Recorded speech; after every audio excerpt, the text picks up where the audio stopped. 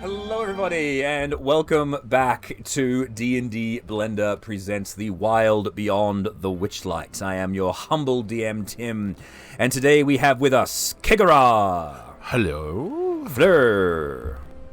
I'm here. Jackie. Hi, Jackie. And how just completely disinterested you are. And Charmaine. Hello. Hello. In the previous session, the group, after putting on a fabulous performance for Enderlin Moongrave, made their way through her palace, having an audience with her, finding out their grisly, bitter end, though not everyone was convinced that was how they were going to die, making fun of a door in order to allow themselves to enter into a prison, freeing a twin sister of Gleam, their sister Glister, who are acrobats from the Witchlight Carnival, who allowed them to create the representation of a solar eclipse, which is the only time that Enderlin was going to be able to be killed, or made her vulnerable to be killed. With their plan in motion, they blew up the room using a special thread that they had recovered from the person who had managed to steal it away from them, and then made their way to her room, slaying her and all of her puppets in a glorious final combat. And the group now recovers after the fact. The game is now yours. What is it that you would all like to do? We said we sewed all the shadows onto all the people overnight, right? Well, we haven't got to that bit yet. This is like the immediate Right. aftermath, but that is going to be planned. Now that we have the tools, I would like to sew Gleam's shadow onto Gleam. Okay. You take out the thread. By me, I mean I'm supervising Charmaine. Right. Because it's too big for me. Okay, sure. If you want, do you have a needle and thread? Pretty sure I do. Okay. If you don't, you're fairly certain you'll be able to find one if you decide to have a look in this box. There is so. a entire costuming department downstairs. Exactly. There is that too. That is true, but But she said we needed the special needle. Well, wasn't that on the witch? The hag? well, thing you're checking her body. She doesn't have anything on her, just her bits and pieces. I'm gonna but- check her sleeping space. Yes. It's exploded and it is also empty. Let's check that suspicious looking box There's over a there. box here. You gotta open the box. No, you have to walk around the box and pretend it doesn't exist for at least 5 minutes. No, to drive the DM nuts. That's the point. It's being very, very angry. Oh, the thing that I actually realized, these little circles on the sides, they're the hourglasses that keep turning over. That's what Yeah. they are. I didn't actually realize what they were initially. Yep. All right. You check the box, not trap. No, disable the traps. Yeah, it's fine. You open the box. The box contains a very large metal needle, which looks like it wouldn't be any good for stitching clothing together, but probably something a bit more sinister. There is also a black sack containing 4 gold bed knob posts worth 25 gold each, 8 bottles of exquisite elven wine, a shriveled hand of an elf wearing a ring on its third finger, clutching several rolled-up sheets of parchment, along with a title page that reads, Agonies of Althagus, a 3-act tragedy by Enderlin Moongrave. Unfortunately, all the pages are blank. She only got as far as the title. But there is a note on one of the pages like, bugger. That's the only in large writing and exclamation points. Simply says, bugger. Bugger. A wonderful story. So whoever wants to claim those items may do so. Put them into the communal. I recognized that taking notes on loot was a good idea about 3/4 of the way through that list. That's fine. It's the only thing really of note is the hand with the ring and the needle. Everything else is just money Gold. Yeah. Four gold bedpost knobs and 8 bottles of wine. I want the wine. Or I'll split the wine. You guys can use that to celebrate later on. You can free the. I'll carry the wine. Carry the wine. I wish to go and collect the faces of those people. The faces? What? The face The masks. goblin faces. Oh, you want to go to the mask area. Right, okay. Yeah, that's fine. All right. Cool. So, as you guys are finishing up in here, that's the only things of note in this room here. There's Jackie. I was wondering where she disappeared to before. I was doing stuff in the room in the game before, and Jackie's miniature disappeared, and I had no idea where it went. She's off. She's off in space. She's off flying in space. So as you guys are heading out, you start hearing the sounds of shouting coming from this way. I guess we head towards the shouting, huh? Yes. So as you all approach, you hear the sound of birds coming from one side, and out this side here you see an awesome-looking flying contraption. But overlooking this bit here, you can see down into the amphitheater, and you see a bunch of grey dwarf-like creatures charging into the place, led by a dwarf you recognize. It is Elkhorn, whom you rescued from Scabatha's Oh, kitchen, I forgot about him. as well as a human female that you don't recognize. And they are currently engaged in murdering all of the patrons of the theater. And very soon they are all dead. All of them exploding as they are slain. Oh, so that's what happens when you kill the dark people. Yes. Glad we didn't see that. I would have hurted my eyeballs. The dwarf-like creatures are kind of strange because they appear to be like swinging from the rafters from their hair. Like they appear to be doing things, and their hair is like shooting up, turning into like fists and punching things. Like their hair is actually able to be manipulated to weird monkeys. to create different bits and pieces. Hair monkeys. And they scream through the theater into the library, and you start hearing there's more shouting going on. Rabble. I use my passive telepathy to find out more what's going on if I can. Or I I could was just go ask him. I could just ask, I suppose. You could just go Then ask, I wouldn't yes. waste it. Cool. I am. I will race down to... Well, I could go the other way. Oh yeah, you just fly straight over. Yes, exactly. My point. Race Yes. down to what's-his-face and be like, hey, hey, hey! Why are you murdering everything? Well, no, Like, they're bad. little one! I'm not sure if this is the voice that I chose for him, but I'm going to stick with it now that I've I started think it it. was. Yes. So, little one!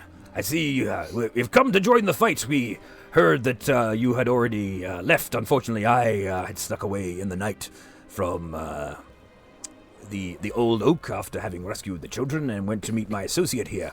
And we thought that you'd actually be coming this way, but unfortunately it appears you got here ahead of us. Not quite sure how you did that. We fell into some big winds and then we were here.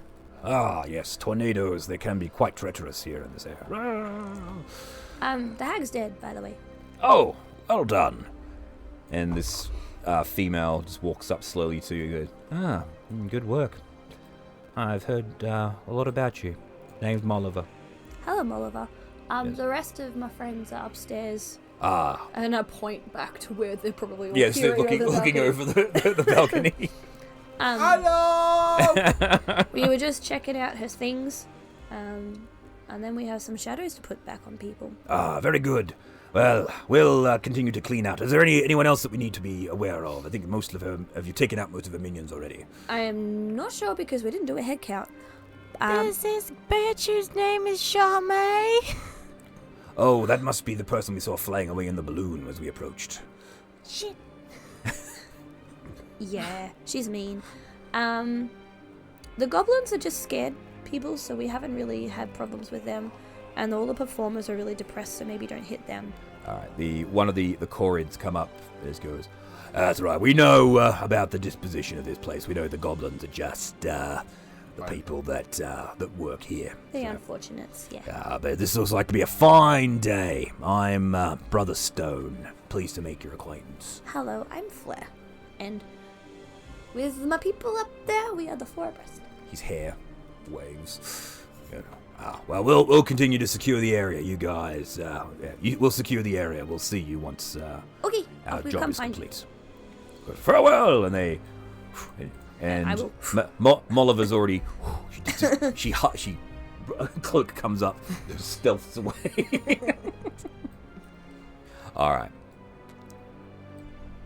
So, while you guys were waving up the top, did anyone want to go check out the bird area? Yes, I will. Yes. Alright. So, this device here, you looking at it, it looks like it could actually be ridden. It looks like a giant dragonfly, but mechanical. There is a seat attached to it as well as a set of pedals. Like the dragonflies that we raced. Similar to the dragonflies that you raced, but this one's mechanical. The dragonflies that you raced were actually alive. So, in the room here, bottles filled with crackling lightning line wooden bookcases along the walls of the chamber. An open archway leads to a stone balcony that overlooks the amphitheater 40 feet below. On the opposite side of the room from the arch is a large wooden desk, atop which a stack of parchment flutters under a stone paperweight shaped like a toad. Scattered on the desk are ink pots and ink-stained quills. Dangling from the rafter near the desk is a rusty cage that holds 3 folded paper birds flitting about like moths. You've seen these kind of creatures beforehand. Going through the papers, you come across 3 letters that have yet to be sent. The first one reads, "My darling Bav, Scab had the horn, but either lost it or forgot where she hid it. Her head is so full of cobwebs. Imagine what she'll be like when she's senile. Your favorite sister, End." Oh boy. The next one is, "Dearest Scab, Mummy's little warlock spy was happy to betray her companions and reveal that Kellic and Zagrash and the others are conspiring to betray us. But fear not. Their plots will not succeed. Even now, an outside force promises to rid us of the whole stinking lot. What's important is that the cauldron remains safe. Let me know how you wish to proceed. Your beloved sister, End." And then the third letter reads, "Lord Kellic, I have written a new play titled Agonies of Elgarth.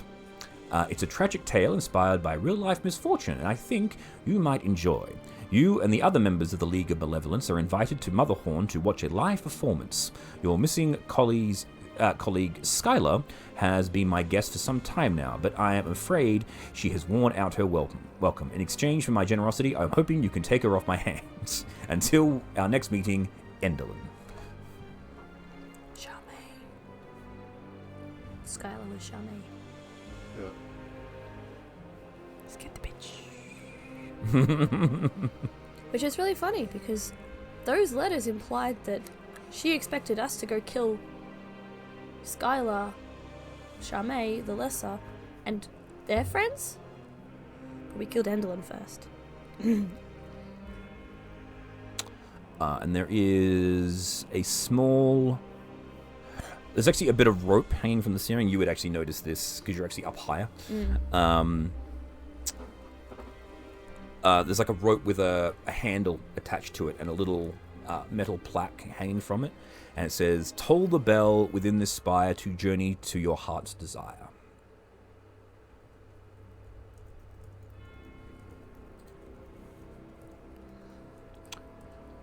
And aside from that, that is really all there is, apart from any social interactions you guys would like to have with your new companions that have just rocked up.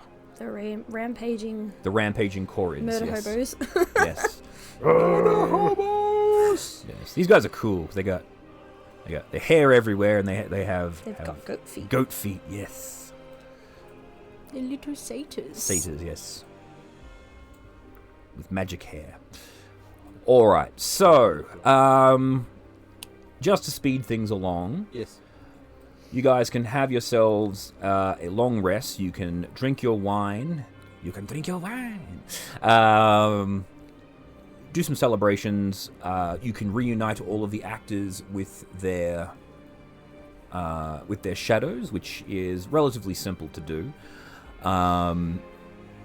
Running identify on the string, you find that whatever the cord is cut with, it becomes made of that material. So you think that if you were to sew the shadows back on using the magic needle, you will be able to, if you get one of the shadows to cut the string or to break the string, the thread will become shadow and thus reattach the shadow to its original owner. The other item you guys also come across, I forgot to mention it in the box, is a pair of very large shears, which are giving off magic. If you want to identify those, they are shears of shadow snipping. Oh. So you can actually use them to remove other creatures' shadows if if you like, or you can throw them off the edge into the abyss. I'll take them. Okay. Nope. They're going in the bag of holding, and we're going to forget they exist. Did you want to identify the ring? Yes. Okay. The ring is a ring of shooting stars. Never heard of that before. It's a pretty cool item. I will...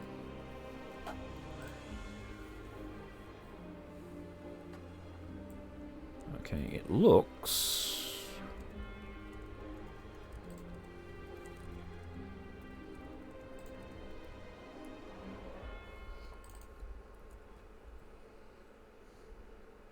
like that. Ooh.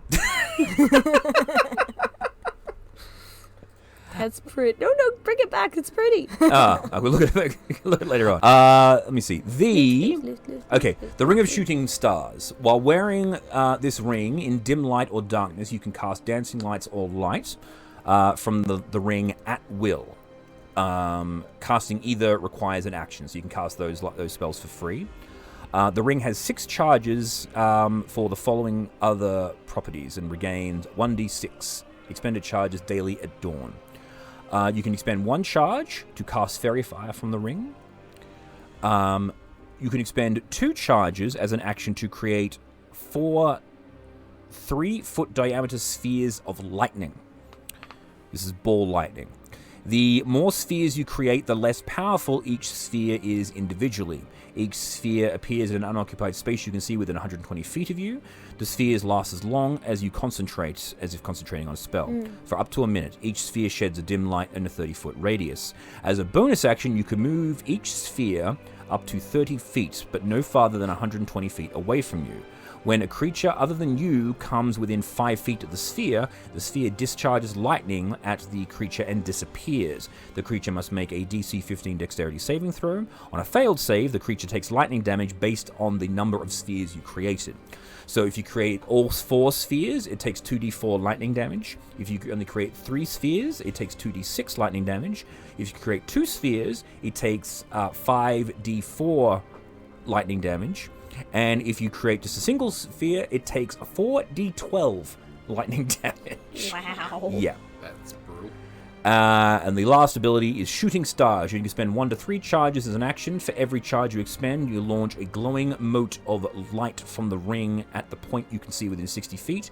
Each creature in a 15-foot cube originating from that point is showered in sparks and must make a DC 15 dexterity saving throw, taking 5d4 fire damage on a failed save and half as much on a successful. It's like fucking Captain Marvel ring. Yeah, basically. So that is a ring. It requires attunement. Yeah. So Jackie, you should take it. who's fighting over the ring? I'm out of attunement slots. Okay. You should take it. I'll take it then. All right. Do you have any attunement slots left? She's only got the one because she's just got the guitar I have attuned. 2 left. Yeah. Oh, then Do it. Done. All right. Cool. So just look up Ring of Shooting Stars in your inventory and just add that and attune to it. Well done. All right. So as the night comes to a close, you guys are having a rest. All of the actors come out. You see them actually stop crying and are smiling. They're all very, very happy and grateful. The wine gets passed around. Everyone is chatting about. And I'll say that Moliver and Elkhorn call you guys away to the amphitheater for a chat because they need Conversation. Yes. So, hey, so Who did you leave behind? no one. No, that's Jackie's clone. Other Okay. Jackie. The other Jackie. That's Ghost Jackie. Jackie of the Avocado? ether. Sorry. Avocado? I accidentally created 2 copies of you in the game because I couldn't find your original version. So yeah, the Corrids are partying with the thing, and the sisters and Amador are also partying. I'll just tell my clone to find its own face.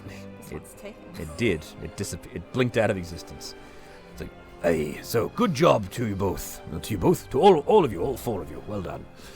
We weren't sure whether you'd be able to pull it off, but you've done well. I'm sorry we weren't able to get here quicker, but unfortunately teleportation is a lot quicker than walking with feet. Yeah. Yeah, we found that out the hard way. But all things worked out well. So, we wanted to work out, what is your plans going forward? We are getting ready to attempt to lay siege to the Palace of the Heart Desire. If you wish to join us, we would be incredibly grateful. 3 of our companions are actually held up there still. They were caught when the palace went under siege, and we haven't seen them since. We were fortunate to be outside of the palace when it happened. What do you know of the cauldron? I know, from what we have been able to, what we've been able to gather, actually, no, this would be Moliver. Well, what we've been able to gather is the cauldron is Ziblina's cauldron, the cauldron that she is able to cast all of her spells from, and we think that the League of Malevolence, as well as the Hourglass Coven, when they attacked the palace, they cast some sort of spell and encased the entire castle in a time freezing spell. All inhabitants that were stuck within the castle when the spell was cast have been frozen there ever since. The League of Malevolence were immune to the spell, as they were the ones that cast it, at least the ones that were in the correct proximity to it, and they are currently using the temple as the castle as their place of operations. I've managed to sneak in a few times to see what's been going on, but haven't been able to get close to the cauldron as it has been guarded by the Jabberwock. The Jabberwock is working with them? Less working with them is that they just don't mess with it. It doesn't mess with them. They steer clear of it. And they know that it won't destroy the cauldron because it's using it to keep itself warm. But the cauldron is also keeping everyone stuck. It is, including yes. Lady Ziblina. It is. So we think that the reason that everyone has been looking for a unicorn horn is that it's part of the spell. If you can touch someone with a unicorn horn and speak their true name, it will unfreeze them from the lock. The trouble is finding out the true name of all of the people, as well as acquiring a unicorn horn. Well, we have some unicorns on call. Really? Yes. That's very helpful. Aye, well done. It's the true names part that will be tricky. Because people don't want to share that. No. Also, they're frozen. And they can't talk. Yes, well, we think maybe if we can get access to the library within the castle that may hold some clues or something, but the only other way maybe would be to destroy the cauldron, but that would be disastrous in terms of reducing Ziblina's power. But if you've already taken care of at least 2 of the hags, I hear. Well, we beat them up. We know one is dead for sure. Okay. It turns out there are kill conditions. Kill conditions. Well, they're also very good at running away, so if they're and we've heard tell that they're not back in their home realm, so they may also have fled to the Palace of the Heart. Well, Enderlin won't be coming back. Well, that's good, dear. That's 1 down, 2 to go. So it looks like all that stands. We need to get into this place. We need to defeat the League of Malevolence, and we need to remove the additional 2 hags and potentially take out a dragon. So It's not like we've got a lot of work to do. no, it looks like just an easy day's work for us. And he just cracks his knuckle. And he just grabs one of those bottles of wine and starts chugging it. It's good stuff. Well, it is very expensive Elvish wine.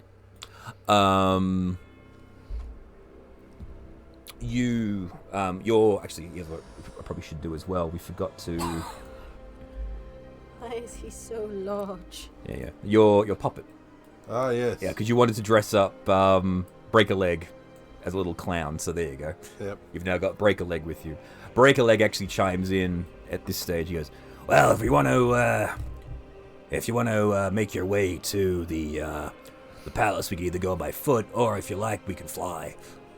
I like to fly. Flying is good. Yeah. If you ring that bell, it'll actually summon a group of giant owls that'll fly you there. Bell up in the tower. You know, Kegara will go the off rope and that ring I was the bell. kicking. We're just gonna all go now. Do you want? Have we napped yet? You have naps, We have yes. napped. Yes. Is there anything else we want to do here? I just wanted to collect the mask off the wall. Oh, yeah, you've done that, yeah. So you've got... And maybe I'll eventually give it to you to find out what can be done. Yeah, I will identify the Like goblin all of them? masks. Yeah, I want to take all of them. He's got Yeah. them all on your belt. Yeah, so I've you've... got that holding. It's part of my costume. Yeah, so you've got all of these masks. Basically, what the masks are is that each one of those masks is it's the face of the person that was zapped, but when you put the mask on, you assume their personality. Oh, cool. Right. So but for the most part, it's not going to be of great use to you because the mask is still very obviously on your face when you're wearing it, and also the people that are in there are mostly just civilians from the Feywild. It's mostly just goblins and Chorids and things like that. So you have them. Yeah. What use they're going to be, I don't really know, but that's what you have. It's So something I would like. yeah, so you have basically. 50 people's faces. You've basically got 20 masks of personality is what Cool. they're. Well, I don't really. Decoration. Well, I have their personality, so I don't really need mine, do I? I can just. The fuck? I can just put their face on. I'm Be a sick of different being this person. person. I want to be another one. Well, that's up there with possibly one of the creepiest things I've ever heard, Now I've got their personalities, I don't need mine. Yeah, puts the mask on. Thank fuck, I'm free. I'm gonna go live with my wife. No, Jackie, we take that one off. You can't wear that one. It's the Harry Potter scene where they've drunk the transformation polyjuice potion. and they're in the Ministry of Magic, and Ron's with the dude's wife, and then the dude walks up. and Ron's transforming, and she's like, What? Who? What? No. I was actually thinking of this scene of this movie. I think it might have been one of the Wizards of Oz where they put the hat on and she changes her personality a bit. I think it would have been. No. Well, in Return to Oz, the Ozma, the witch, I can't remember her name now. Princess Mombi. Yeah. She has the heads. Yeah, She has the different personality. Yeah, she has the different heads of the women. So she has her original head stuck in one of the cupboards, but she doesn't like that one. It wasn't attractive enough, so she detaches her head and puts on a different head, just depending on how she feels. I think number 4 will do for this afternoon. Gee. All right. So, hey, well, if you are ready to go, we have a few bits and pieces to deal with here, but we do have an ability to teleport, so we'll meet you on the castle grounds. okay. It will take you a good... Are we waiting to meet you there, or are we going to sneak in and try and find the library? That'll be up to you if the timing is correct, but we should be able to. You know what? Fuck it. We'll come with you. let's make this less complicated. We're gonna come with you. Okay. Yes, Moliver just like slaps him on the back of the head. What am I doing? Yes, of course. We'll come with you. Let's make this less confusing. Okay. Upstairs. Here we go. So, you guys all run upstairs.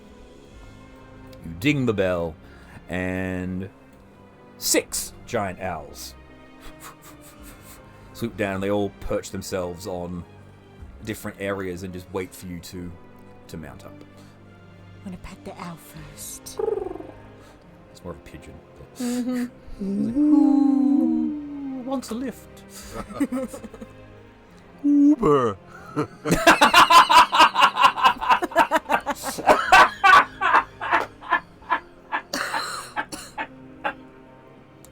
He summoned Uber. I love that.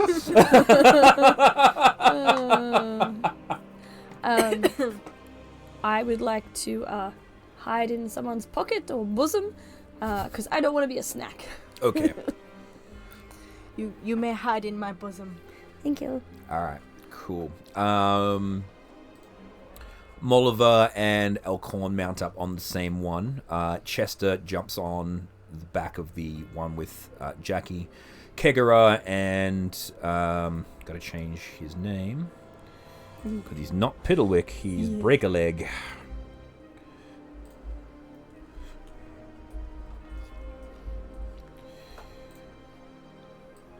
All mount up, and you all...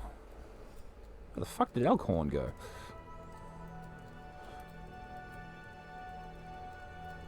The dwarf disappeared!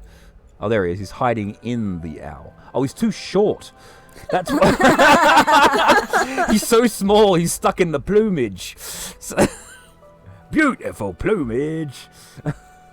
And I wouldn't from if you put a million votes for him. He's an All right. ex-owl. Cute.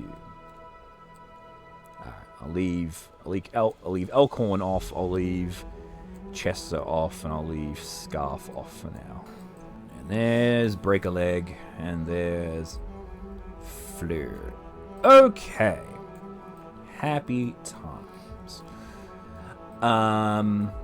So, you guys are flying on your owls. Yes. Isn't this awesome though?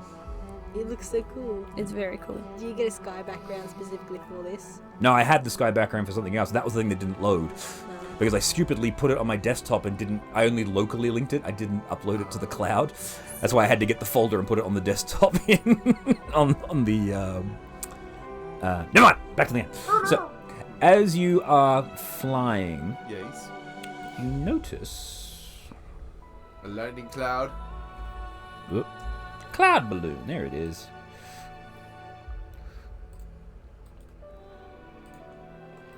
Way off in the distance. You guys are a bit too far forward. Ooh, back here.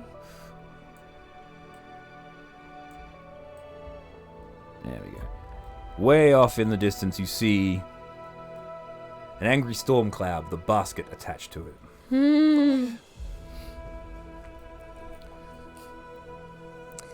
Well. How fast are we flying? You are on giant owls. So, let me look up the stats for you.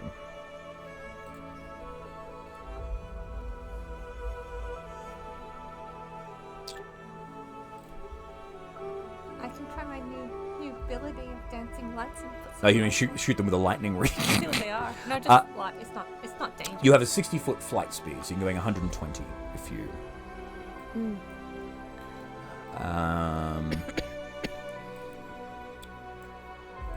But it looks like it's keeping it's keeping pace with you at the cruising at your cruising speed at the moment. So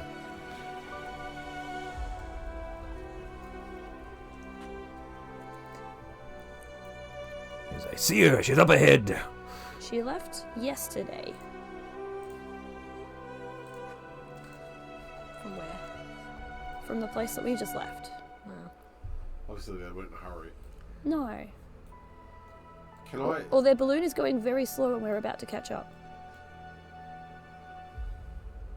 Is there a way of utilizing the hunting nature of the owls to duck into the clouds and then sneak along and catch up? You can. Well, you won't be able to sneak along, but you can get low and then just Yeah. flat faster. Or climb and then dive real hard. Yeah, to climb and down. Yeah, all right, but it's still going to take you a while to do that. If you want. Yeah. So Kegara's going to break off, or is the group going to do? if one is doing it, we should all do it. Alright. So that way we still have the element of surprise. Then just sort of. All right. So you guys, you begin your approach. You dive down above the cloud. We're going to go up or down? Up into the cloud, dive into a cloud bank so that. Okay, yeah. So you dive into the clouds. Below you, you actually get a complete look of the entire kingdom of Prismia. You can actually see the lines dividing the three different kingdoms.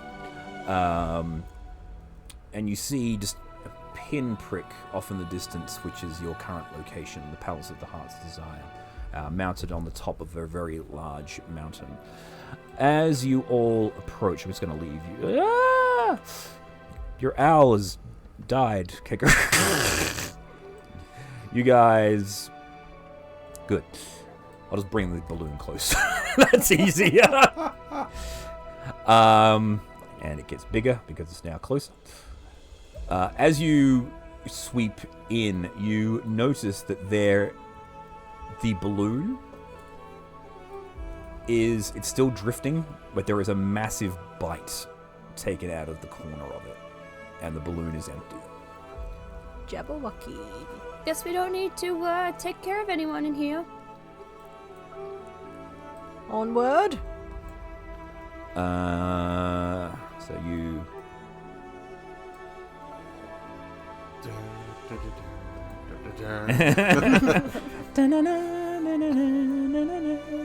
Alright, so you guys continue... Imagine if we had to walk all the way down.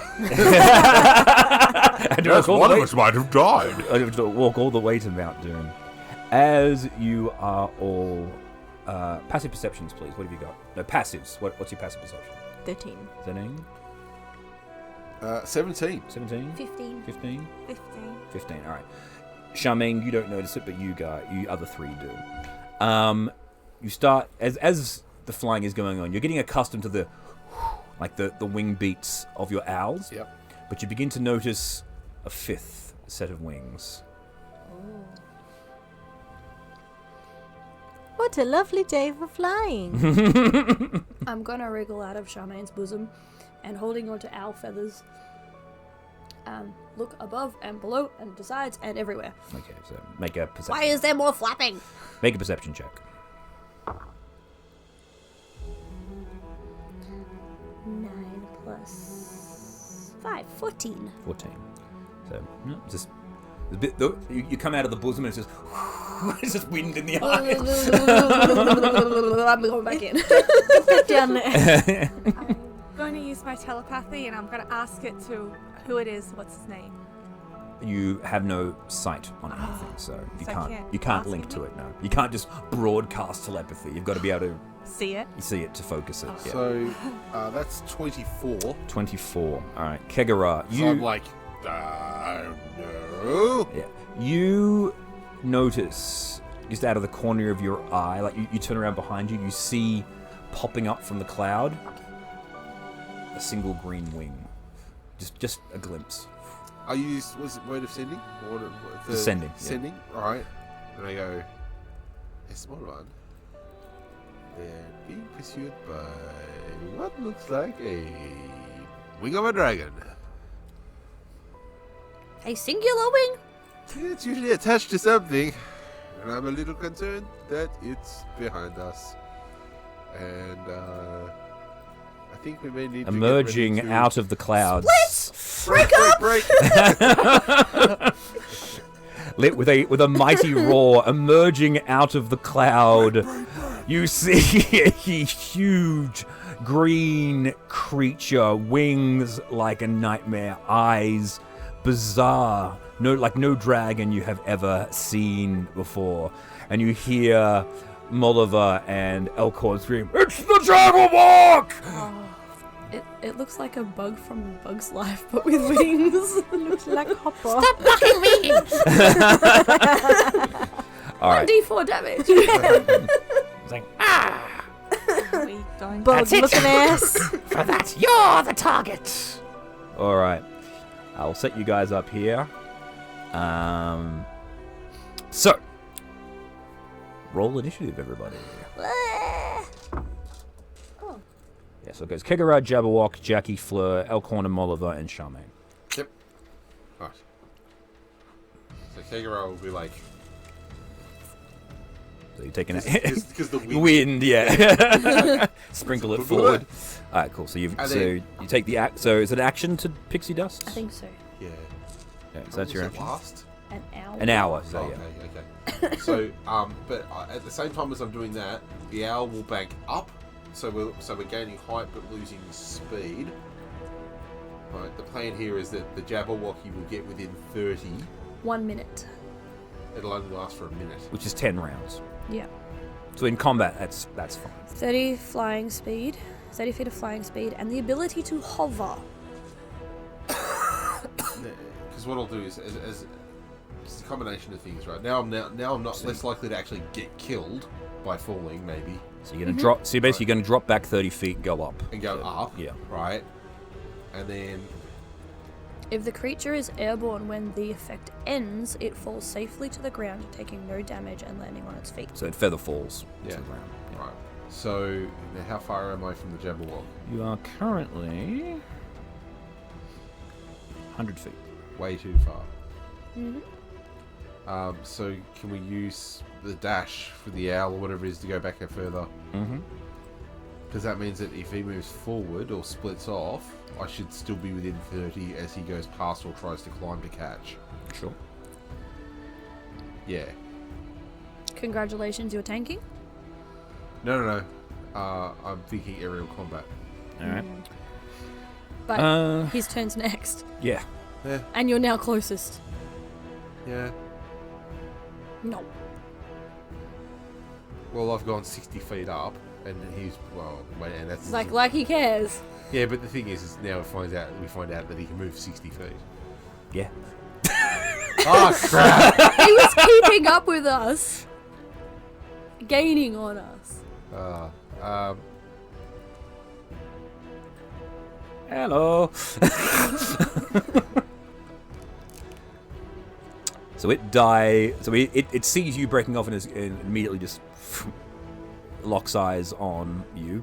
It was going to be a dice roll to see who it targeted, but now since you're closest, okay. So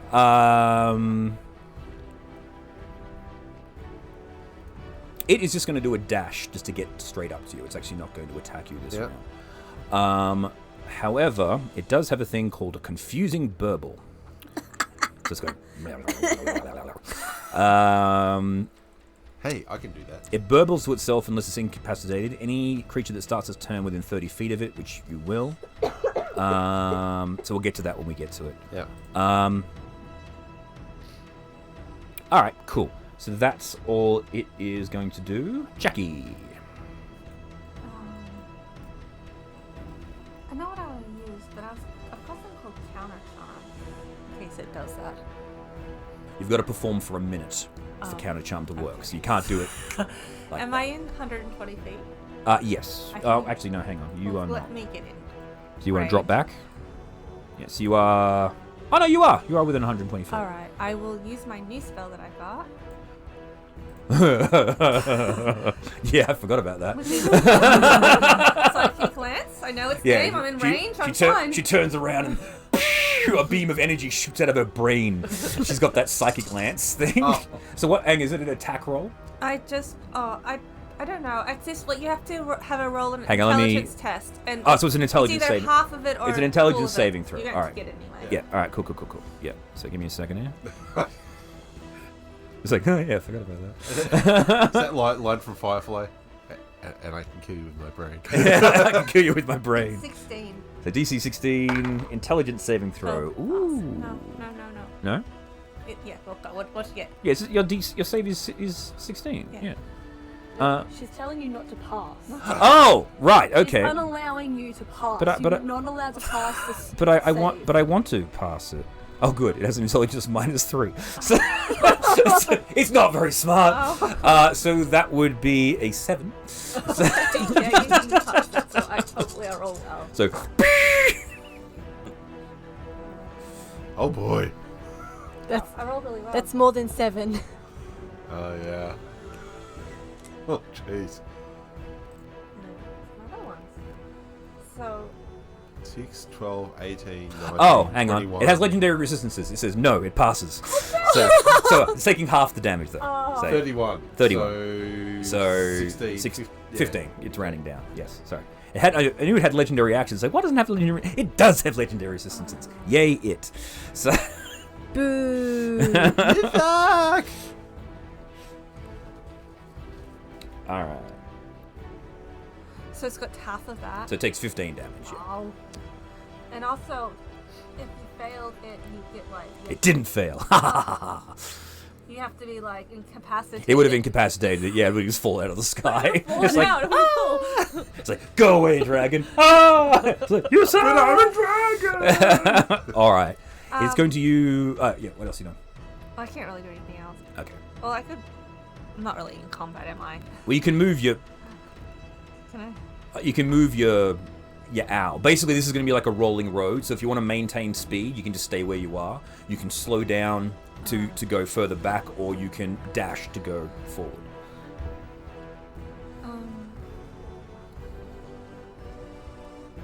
As long as I'm in range.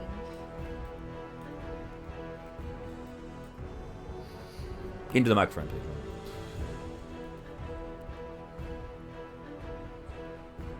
What are you doing? Oh, Thinking. I was thinking maybe if I wanted to see if I should get closer or not.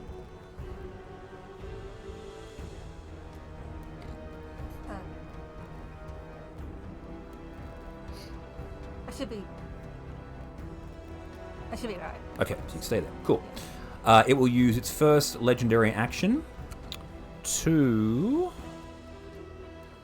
do a rend attack on your owl. Isn't it Flair's turn? Legendary Legendary action. I can interrupt Okay, cool. to do actions. Because he a boss. He a boss. So he's going to do his rend attack on your owl. Not about ooh.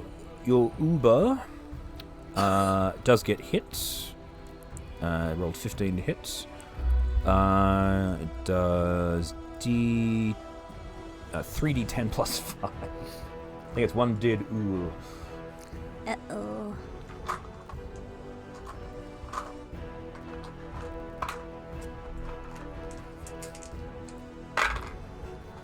Uh, 9, 10, 9, 14. No, your owl is alive. Your That's alright. your owl has 5 hit points left. That's one lucky owl. That's it. Now it is Flosa.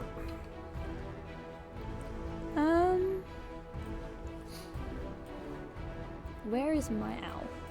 You're not on it now. You're with Charmaine. That's what I mean. Oh yeah, you're right here. So my owl isn't going to move until Charmaine's turn. Correct. You fly.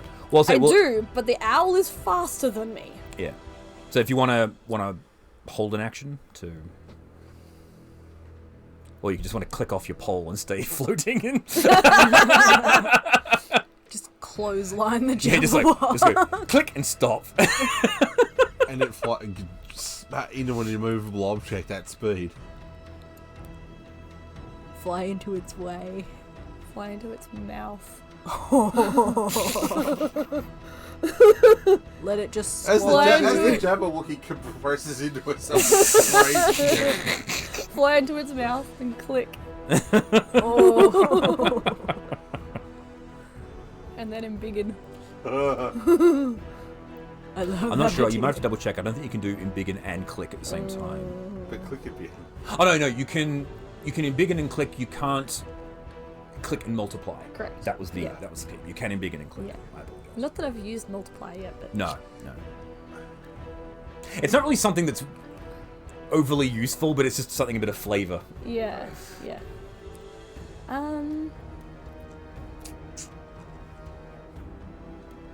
And my ranged attack is only 30 feet, and I'm over 100 feet away, right?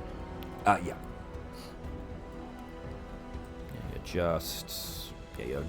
You're basically 110 feet because it's up slightly as well. How does the mechanics of if I stick a metal thing in a thing and then heat metal, does that transfer the damage into the thing? Sure.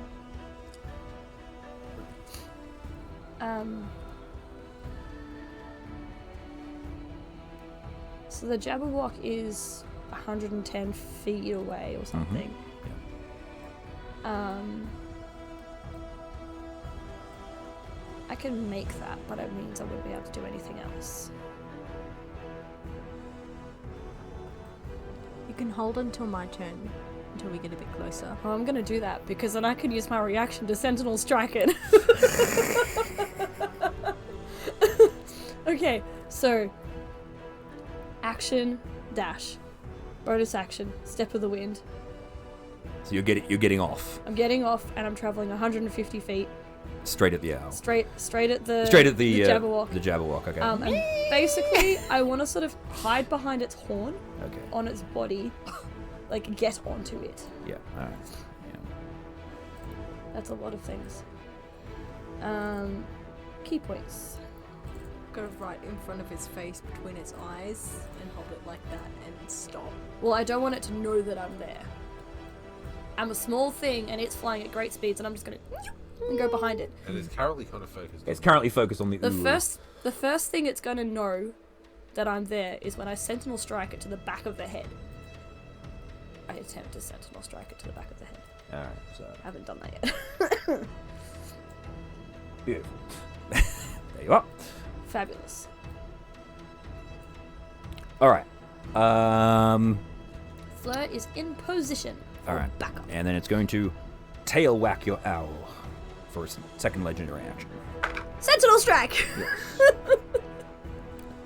Just hits it, and its basic damage will kill it. So your owl just whoo begins to fall out of the sky. You are now hovering in place, unless you want to hold onto the owl and go with it. No. All right, cool. Ooh no! Oh no, my poor wool. It's like, ooh no! 1 star. 1 star. Died before it even got me there. Or 5 stars. Gave its life in service. So yeah, exactly. But it didn't do its job.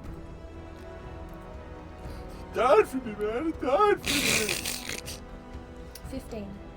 15 misses. Yes, it does. Both the purple dice don't roll well. Sorry. They are going to be usurped by the pink and the orange. Okay, it's Elkhorn and Moliver's turn. They will see your owl is in great peril, so they will drop back in an attempt to pick you up. So they'll do that. They'll do a dash to get into your position. So they see Like that parachute diving sort of. Yeah, so you've got basically your owl drops out and you're hovering and they're like, oh. It's like, get it! It's like, so basically they're going to come out and Elkhorn's going to put his hand out to grab you to tow you away. Oh, I put him off. Okay, he's just doing it. Yeah. Charmaine, you're up. What a lovely day. Oh, where's the fairy go? Oh my god! Oh yeah, by the way, Shabby! Jabberwock! No one thought to say anything! This is the problem with in-game and out-of-game knowledge. Sometimes you forget that other people don't know. So they go, oh my god!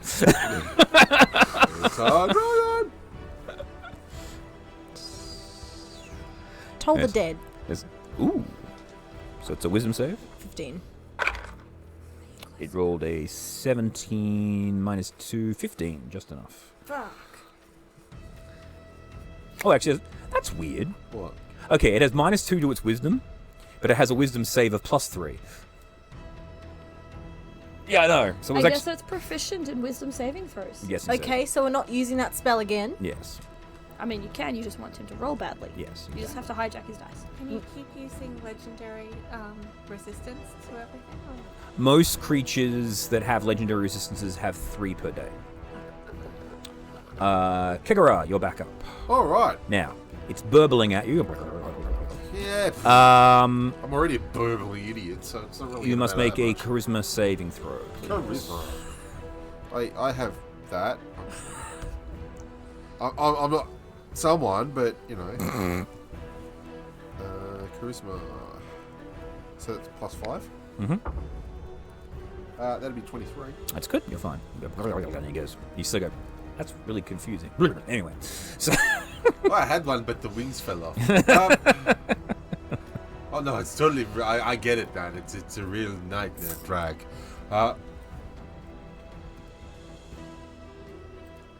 Okay, for me to get behind him in and not get eaten. well, you're already within range of it, so you can move. You can move completely around it without Okay. fear of opportunity attacks. Oh, okay. Then I will move up behind him, up into the spinal area. Yeah, so you can get basically to where Fleur is. You can get right behind the head. And I'm going to hit him with the sword. Go for it.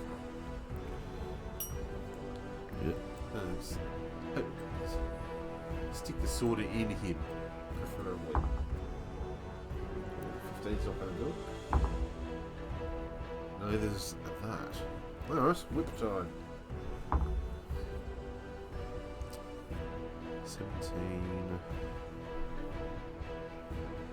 24. 24 hits.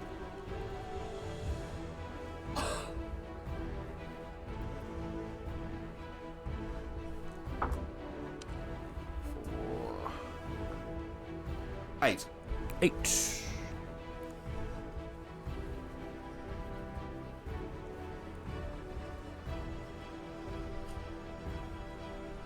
Cool.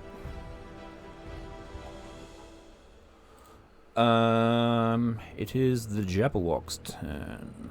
Okay.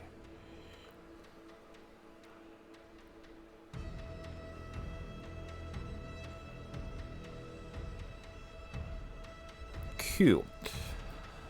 Alright, it's going to look at Moliver and Elkhorn's owl, and fiery lasers shoot out of its eye.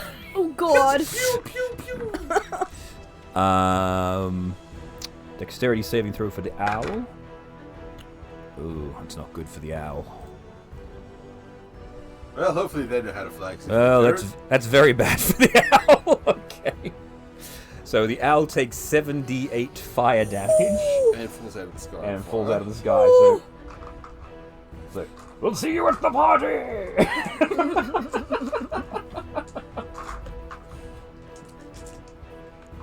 Well, there they go. So was it Do you have pixie 9, dust? 11, I think so. I 16. think we all had a packet of pixie dust given to us at one point at the circus. Yeah. So basically, the Jabberwock lights up the owl. The owl just whoosh, bursts into a puff of feathers, and they go, "Oh crap!" And the rogue just tries to stealth as they disappear into the clouds. She dives like Batman. Yes, exactly. So you don't. They disappear. You don't know what happened to them. So what, it kills how many of them? Well, Elkhorn and The Moliver. passengers are falling. Yeah, they're just falling the out best of. of They're our currently knowledge. falling out of the I sky. do have feather fall. You're but not I'd close wanna enough. Use it for myself if I fall too. You've only got 60 feet of movement for. Alright, how far? am I? So you've only got 60 feet of range for Featherfall, I believe. Yeah. Yeah, they're over 120 feet away. I see him. They were too far back. I need to get closer. Then the dragon can shoot you. That's alright. I don't Or think. rather, the dragon can shoot your owl. All right, and it continues its pursuit. Chucky, you're up. I'm 120 feet away from it. You are 100 feet. Well, actually, 120 feet because it's up slightly. I wanted to get in range of 60 feet for it. Can So I you do want to that? get within 60 feet? Yeah. Okay, so you Dangerous. slow Well, the I can go owl. back, You slow the owl down. and I want to spit in fairy fire, so everyone gets. Does everyone get an advantage with that? And then it's just If it's lit up with fairy fire, yeah. I want to light it up. Okay. So Light it up. you're going to shoot the ring, fairy fire. Yeah. Yeah. Mark off a charge. DC is 15. It rolled sorry? 16. No, it's It's the ring has its own Oh, DC. okay. And it's a dexterity save, yeah? Yeah, dexterity of 16. 23. Oh. So It flips over. You guys are... But it doesn't light up. It doesn't light up, no. It dodges it out. It dodges out of the way. Did you wish to dash your owl back forwards? Or do you want to stay there? I want to get up and help Kegara. Can I do that? Alright, so you can drop back another distance if you like. You can get closer to the bad guy. Yeah, you can get closer to the thing that's currently killing all your owls.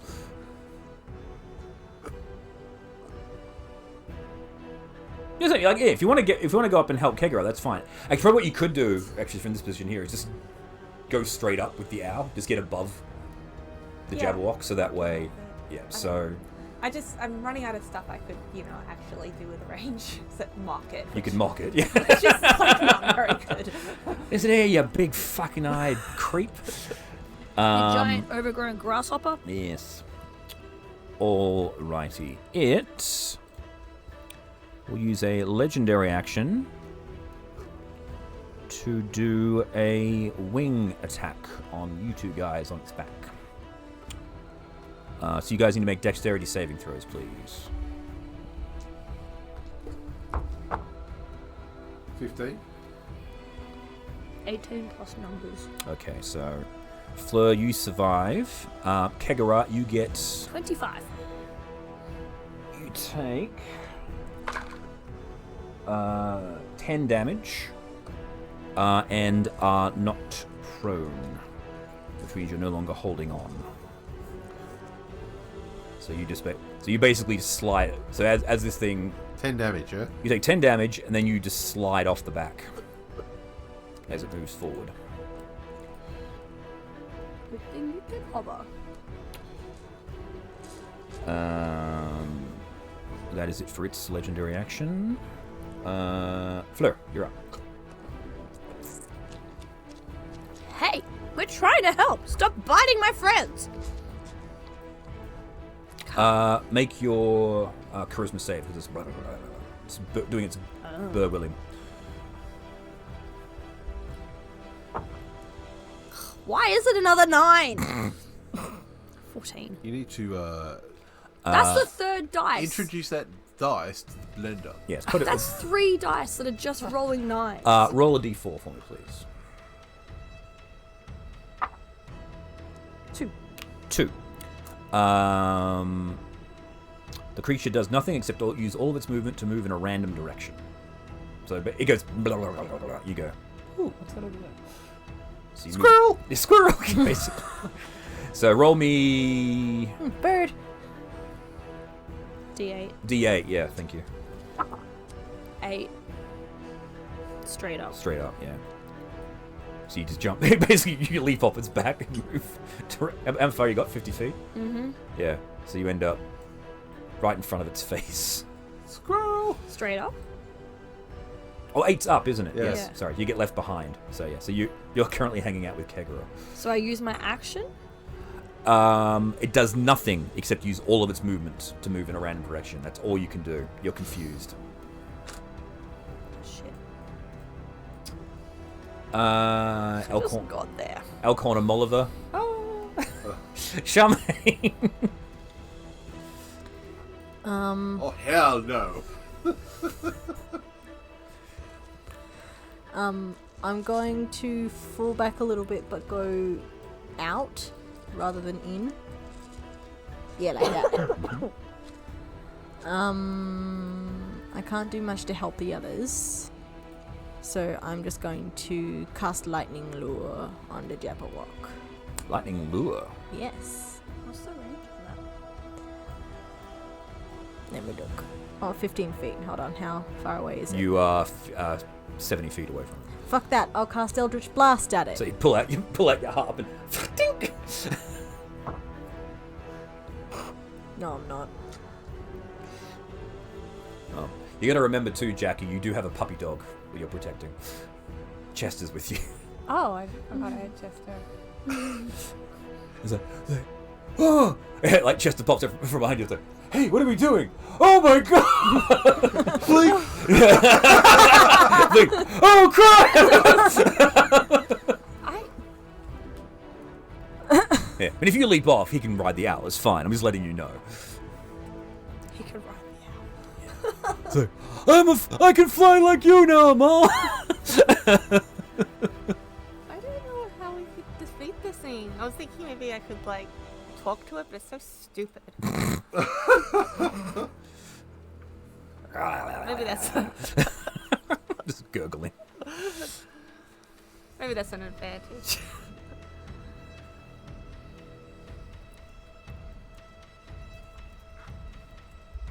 Oh, is it my turn? It's your turn. We're waiting on you. We're waiting on you. Oh, no, hang on. No, we're waiting on Charmaine. Yeah. Charmaine now, which bastard. Sorry. We're waiting on you. Sorry. Oh, well, geez, we got completely distracted about what was going on. How about that? It's then? your turn, then. Waiting on the crazy elf cloud, All who's going to face step onto the back of it again, Okie dokie. right, and deal is it 3 damage? 3 fire damage. 3 fire damage, cool.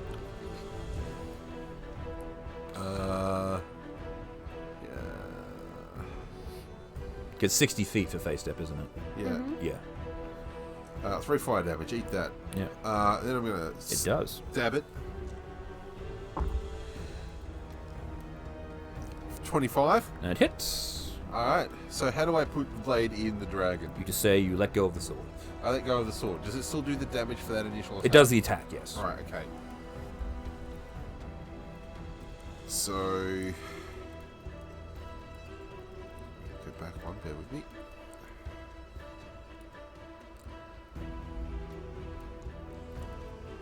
D8 7 for 11. Mm-hmm. Alright. Then I'll hit whip for 25. Yes.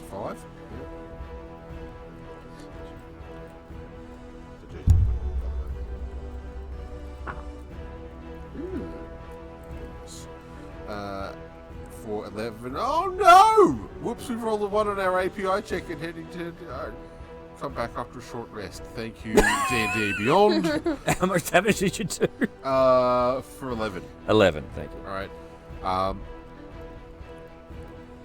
Thank you, D&D Beyond, for your glorious thing.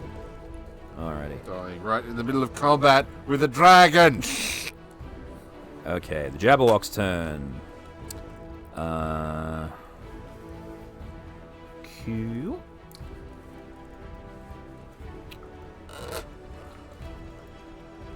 It's...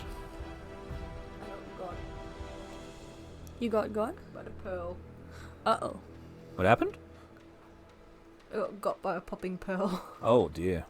On your hand or in your throat? on my hand. It went. Alright. It is going to... Well, it doesn't like that you've done that to it, so it's actually going to do... Basically, it's going to dive down under the clouds and basically start to try to spin to get you off it. So I need you to make a dexterity check, please. That's 20 Okay. plus 10. That's cool. Very good. Sorry, Kegara is quite handy at this sort of thing. And it will flick you with its tail. That's the only thing that's going to hit you with at that range. In the middle of its back. Yeah. I know. He's a dragon. 17. They come with special calisthenics rules. Can I use the... bear with me, it's... Don't come on. Character sheet. Sorry, D&D Beyond. Just give me a check. It's alright. What were you trying to do? If Can you want to use your parry, it will go up to 19, so you will block that. Yes, I will do that. Okay, cool. Done. Do not let the dragon hit you. Do not let the dragon hit you. Because I'm not all that tough, kind of squishy. Alright, so... Jackie, the Jabberwock is now... 60 feet. So it's now basically 100 feet away from you. It's actually below the clouds. You can't actually see it anymore. Because Kegara was on its back and it just dived to get rid of him. Oh.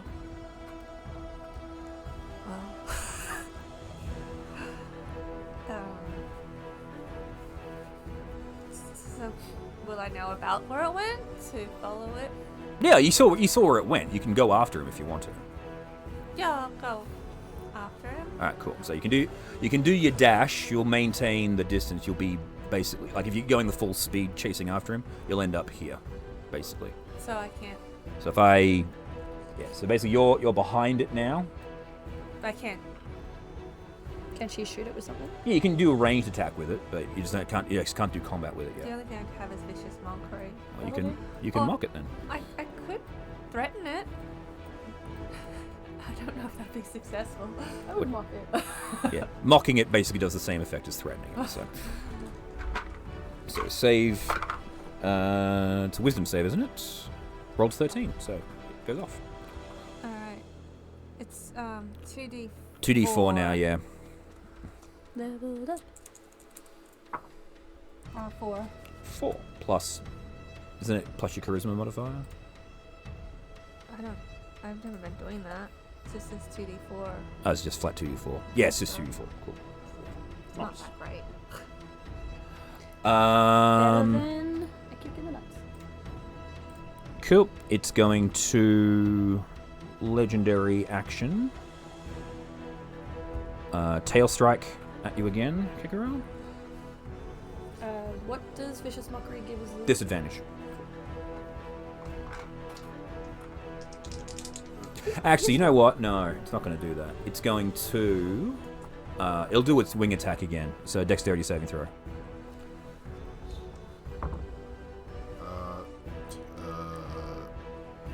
Plus 10, you said last time. Yes. Plus 10. 20. Cool. You are able to hang on. Acrobatics. Cool. That's that. Flip. You're up. Am I still confused? No. What the? No. How far away am I from it? So you can jump in. You'll end up being, if you do like your full dash, you'll end up being. Why is it doing that? Stop it. Because I was 50 feet above it, and it's- then it dived. It's dived. So you'll be 10 feet away if you do a full dash. Because you do 50 feet of movement, yeah? I do 50 feet of movement, but I don't want to use my action to dash. Okay, so you'll be 60 feet away. Okay. I don't know why I suddenly got disorientated, so I'm not going to go in close straight away.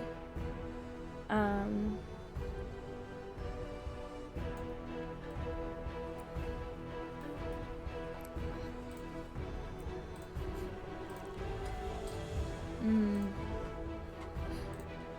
60 feet.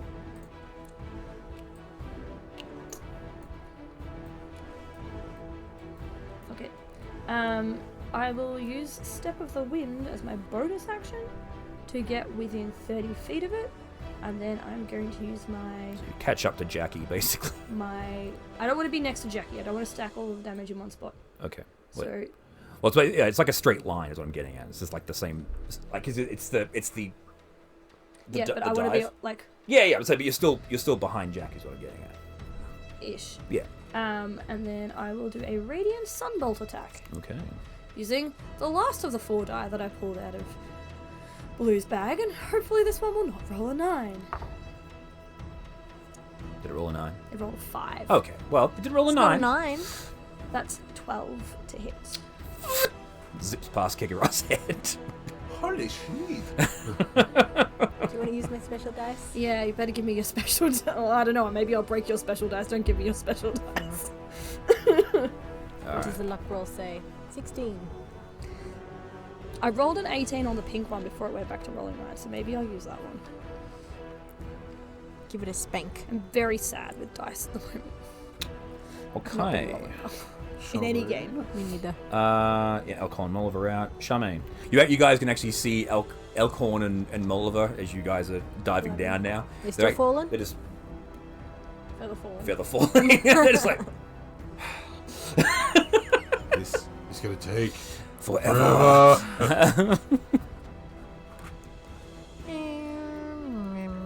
So they're now below the clouds. You might need to. Yeah, I'm gonna go down. Okay, cool. So you're gonna do the full divey dash to get. Basically, if you do the full divey dash, you'll end up here in relative position to it. Cool, that works. Either way, Eldritch Blast. It's 18 for the first bolt. Hits. Because I just realised I'm bigger than 5th level, so I get 2 bolts. Ooh. Yeah. What's 18 plus 7? It's a hit. So you get 25. 2 hits. Yeah, I believe that number is called a hit. 4 and 10. 14. All right.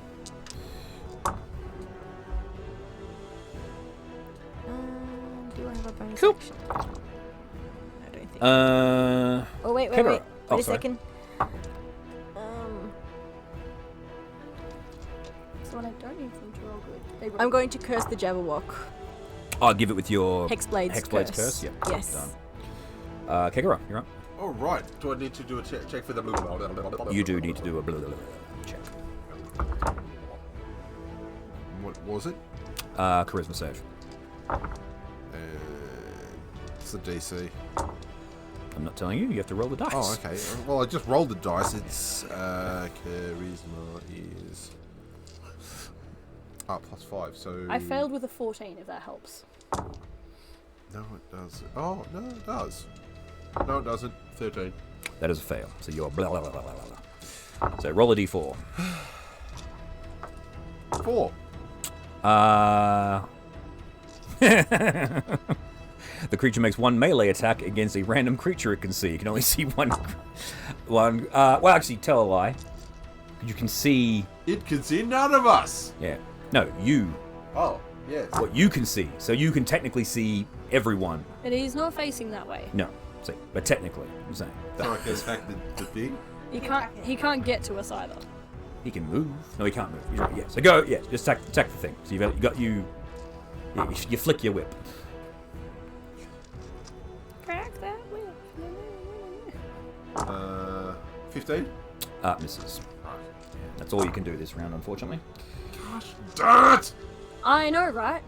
I've got the thing and the thing, and then I'm going to do the thing, and I can't do the thing because I'm too busy going. I know, right? Okay, this thing's doing a dash 120 feet and spinning. Roll again. Oh no, it's a 1! Okay. So basically, Mind you, technically it's 11, so... it's still a fail. Yeah. So basically, it dies down, it spins, and you guys go whoosh, you fly off 60 feet and get left behind. Can I attempt to catch him? Well, he can fly. Oh, Yeah. true. Fuck you. But this thing's... Yeah, so now... It's Yeah. sprinkled. So now I gotta move everyone back because I'm running out of map. We'll just turn everyone around. Oh, that too, yeah. Now the Jabberwock is chasing you. Yeah, so you end up over to the side here, Kegara.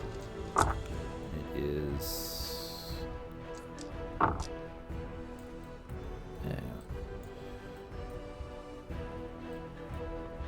From 60 foot. So hang on, so it was I was on him. on him. So it flings you 60 to the side, and then it moves 120 down. I thought it So it moved moved to and then- 180. I thought it moved and then did the flinging.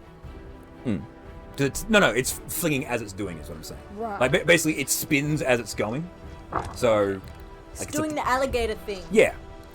So, like, the idea is, like, it's as it's diving, it's just spinning, trying to get you off. Yeah, so how did it move 180 feet? It Why am I didn't. 180 feet away? Because you're not 180 feet away. 120. You are precisely 115 feet away. Because it flung you 60 feet to the side, and then it continued its move, Oh, okay. and 120 feet forward. That's why. Alright. Make sense? Now it does, yes. Okay. That's it for its turn. Jackie.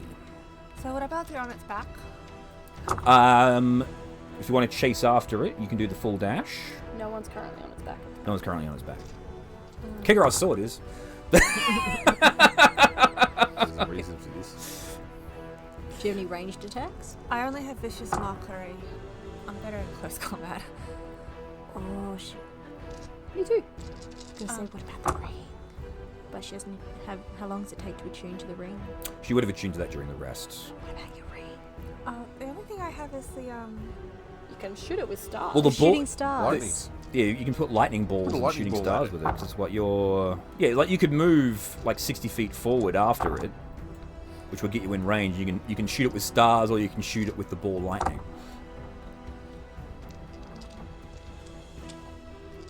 I'm smart. Don't you have a bow or something? Oh, I have ball lightning. Oh. Yeah.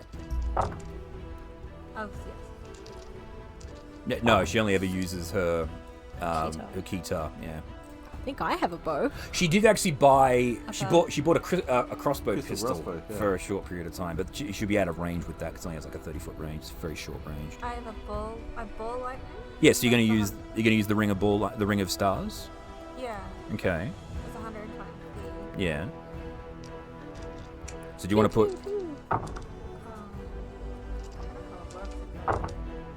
I read it out It's to a you. saving throw. Well, here's the thing. Do you want to create 4 balls, or do you want to create 1 ball? 1 mega ball. Alright, maybe 1 mega ball. Okay, so you create 1 mega ball. As a bonus action, you don't need. Okay, so as an action, you spend 2 charges. So mark off 2 charges. Got 4 charges left.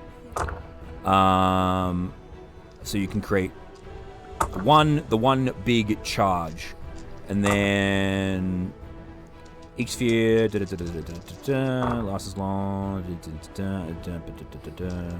When a creature other than you comes within 5 feet of the sphere, it charges like so. It's already within range. So basically, just so it has to make a dexterity saving throw, which it fails. So it does 4d12 lightning damage to it.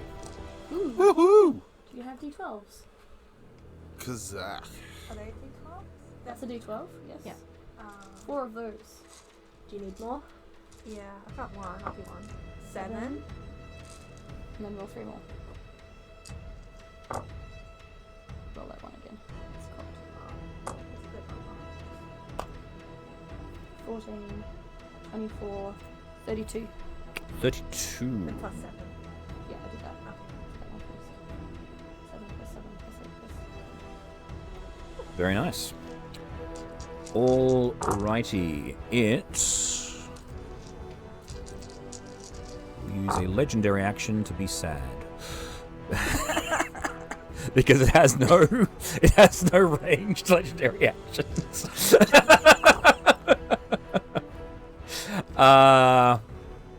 Fleur, you're Oh, up. wait. Which one? Are these 2 rows? Yeah. How far away am I? You are currently 145 feet. Oh. This keeps getting worse and worse. Because you were actually be a bit closer actually. Yeah, so you're 125 because you were relatively close to it when it. I was within 30 feet of it. Yeah, so you should be 150 feet away basically. Because it just did a straight flat dive. So yeah, there you go, 150. Same as Charmaine.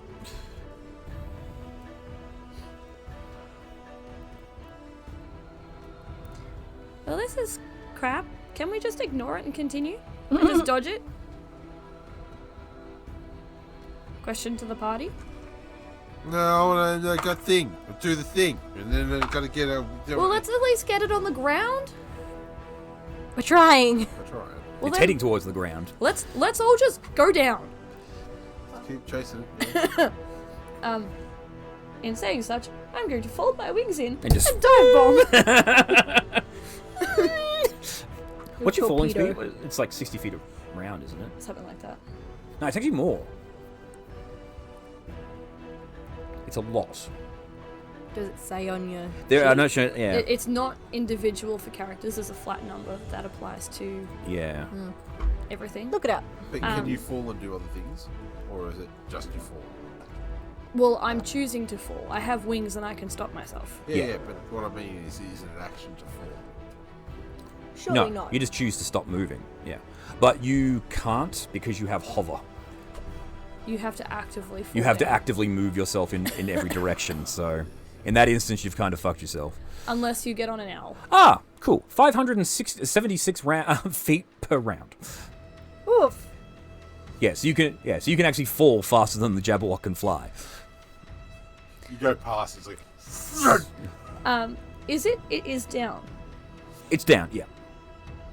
Can I... So you can actually, yes, if you wanted to, you can actively choose to fall and then stop falling at it if you wanted to. Yes. Yeah. Yes, that makes so much more sense. Yeah. And I'm gonna sucker punch it, and then I'm gonna keep falling. Okay. You gotta slap it in the arse as you go past. Yeah. Everyone just sees this crack And as you you know go what? past. It's one of those, I have speed behind me, so with my stick... You gotta spank it with the embiggen stick. I have to hit it first. It's like Mum with the bloody wooden spoon. 15. Missed. So you whoosh. No, 16. 16. Sorry. Still misses. Are you gonna zip past it or? I'm gonna use my bonus action to flurry of blows. Oh, okay. Because I'm like, sick and tired of missing this goddamn dragon.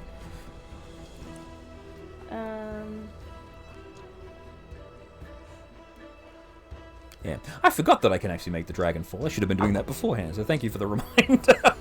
Oh, wow. What happened? I miss. Oh, okay. Just the dice. I just tonight. have not hit anything. I've been like sitting here rolling all the bad luck out of the dice, and it's not helped. All right. Just keep falling. You should borrow my dice. I've been doing So- really well this Yeah, year. see if your dice are any better than Also, mine. well, wouldn't that? Here's the question too, because it isn't forced. Actually, no. Technically, it is forced movement, so it does provoke opportunity attacks. You find that. I'm mobile. I don't give a shit. Thank you. I knew there was a reason. I was thinking, well, that's very dangerous of you, but okay, cool. So you're now 400 odd feet ahead of it at the moment. Confuse me now, fucker! All right. I may not be a little bit cross with Elkhorn and Moliver's like giving it a thumbs up. You go, guys. Charmaine. So here's the thing: if you wanted to actually get within range of it, now that Fleur has actually brought that up, you can actually tell your owl to fold up its wings and just go for it. Well, I do want to dive after it, Okay. but I don't want to get within 30 feet of it because I don't want that. Blah, blah, blah, blah. Yeah, that's fine. I think that's only if you start your turn. It's only if you start your turn.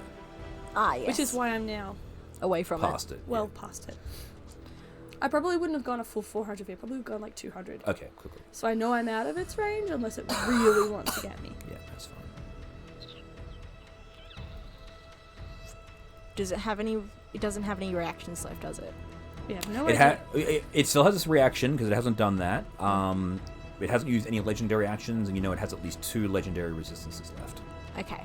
In which case, I'm just going to do the thing I was going to do originally, which is dive after it, stay just outside the 30 feet, and do my Eldritch Blast. Go for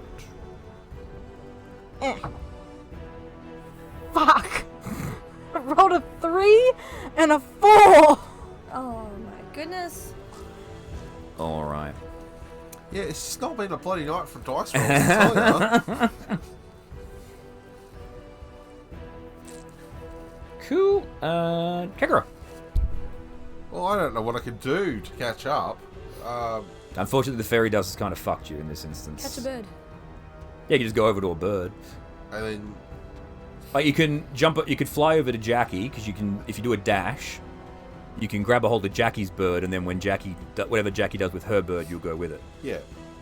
So just grab a wing, basically. I'll grab a wing, yeah. All right, cool. Because I need to get close. Yeah. In order to do what I need to do the thing that I've set up, I need to be within 60 feet of it. Yeah. We need to get it to the ground. Yeah. Oh, yeah. Which it will be at the ground. The round after this. As you are diving down out of the cloud cover, you see before you a beautiful palace. You're currently descending towards it. Oh, hi! Wait, where's she going? It's like skydiving. You've got the goggles on. Yeah, I've got goggles and night Yeah. vision. I would pull the The Jaguar could have just been there to kill the hag. The Jabberwock Jabberwock. is there to kill everybody that's not his favorite princess, who is currently frozen. All right, the Jabberwock will got his fiery gaze back. Alright. He's going to... Turn around and shoot Kegara. No, he's actually going to fall back, and he's going to... Basically, he's going to flip over, slide it up, and then just look and... fire a line straight through these two owls. Oh! So, dex saves for your owls, please. This is why we don't stack up. Oh! It was nearly a nat 20. What'd you get? 14. 14. It went... Ooh. The owl has dex of +2. 16. So 16. The save is 18. So your owl is taking all the damage. Jackie, what about your owl? Roll a d20. 12. 14. Yep. Yep, so it's 2 fucked owls. Well, you're about to fall out of the sky. Feather fall your way out of this. I'm gonna feather fall, and I can take up to 6 people with me, I think. Cool. You might have to get Chester. Yeah. Chester. Chester under your arm and skydive and grab Charmaine by the cloak. 12. I don't. Yeah. I think both think- owls are just I think exploded. Charmaine's within reach of your 60 feet. Yeah. So you're basically Jackie, as you guys all begin to fall, and then the Jabberwock just falls another 100 or so feet. Oh, god damn it. So it's my turn now. Yeah. And I'm falling, Mm-hmm. but I've feather fall, so that's an instant. So put this, mark the spell off because you. Yeah, basically what you can do is if you need to, you can underarm. What's his name? Chester. Underarm Chester. Fall towards Charmaine. You can grab. You can just poof feather fall both you guys as you see. Well, I guess she could use feather fall as her reaction because she's within range of everybody. Yes, 'cause you fall 60 feet, don't you, with feather fall? 60 feet per round. Yeah. 60 Dragon. I was just wondering if I could shoot it again as I'm If pulling. you use feather fall as your reaction, Because it is a then you'll be reaction. able to. Well, you've still got the ball of lightning, Yeah. Yeah. so move Shoot that it down. I can move that. Like it. Yeah, no, the ball of lightning's gone. You have to cast a second I one. don't It think I discharges the second that it activates. So once the lightning goes off, it goes away. Oh, it says I can move it. If Yeah. But once you it can discharges, cast it's and gone. Move it towards something. Yeah. And then it goes zap. Yeah, because you Or- cast it directly on it, it just zapped immediately. That's yeah. why. So I can only do it once, but if I miss, I can. Exactly. Yeah. Can I cast it again as I'm? Absolutely. You Got can. it. Yeah. I'm feathering falling with. Yeah. Because Everyone? you can use a reaction to feather fall, and then And I'll use you my can cast. remaining one. It's funny because reactions are the one time you can actually cast 2-level spells in a turn. Yeah. 'Cause Well, the reaction is technically not in your turn. Yeah. It's just in the round. Yeah. Did I just throw my sword? And then it fell away another 100 feet. I know, right? I know. Hey, look, she showed me how to do it. Blame her. It wasn't even something I considered doing until I realized, oh yeah, you can actually choose to fall. If you don't have a hover speed, you can choose to fall. Not do very well. I rolled 20. And I need you need to roll. Oh, I gotta roll the 5 save, to yes, be- thank you. be cast down. It failed. Legendary resistance. How it many passes. rounds has it been? Since your just pixie So, dust. yeah. So that means you take half. It's half of it, so was it 20? 20 total. Not Yeah. 10. So, yeah. Cool. Because your pixie dust only lasted 10 rounds. It's not been 10 rounds yet. No. I mean, You'll have enough time to get to the ground. You'll be fine. If not, she can cast Featherfall again once you guys gather I up. have enough points. But your pixie dust gives you feather fall until you hit the ground anyway. It's so- true once it wears Yeah, off. once Yeah. it wears off. But yeah, Yeah. I'm fine. It's just that He's I annoyed need that to he get can't fall within fast 60 enough. feet of the fucking drag that keeps disappearing off into the distance like some sort of disappearing drag. This is not good. Kagura is frustrated. Kick her a sword disappears off in the distance with it. I know, right? You're in front of it, just goes stick, stop, and it goes. Because it's. You are in front of it, yes, but it is actually you're actually further down than he So you is. can't do legendary resistance after this? Sorry, Got Three times? one. one more. There's one more legendary resistance. Just fly at its face and just stop. It'll crumple. Go straight through its head. It's not going to be able to go. I choose not to fall anymore when you go first. You go before it. I don't. I go after it. Well, then in that case, it'll Well, that still means- be falling. Anyway, it's your turn, Flo. How far away am I from sea? You Not are. dragon. Basically 150 feet on an angle. So you're 200 feet directly ahead of it, but on an angle, you'd be 150. I'm sure that math works out somewhere in some reality. Yeah.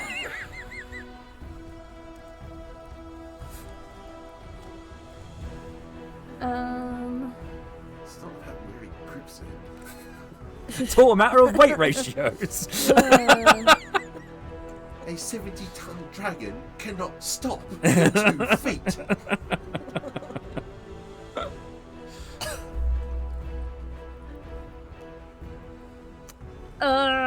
Oh, that's right.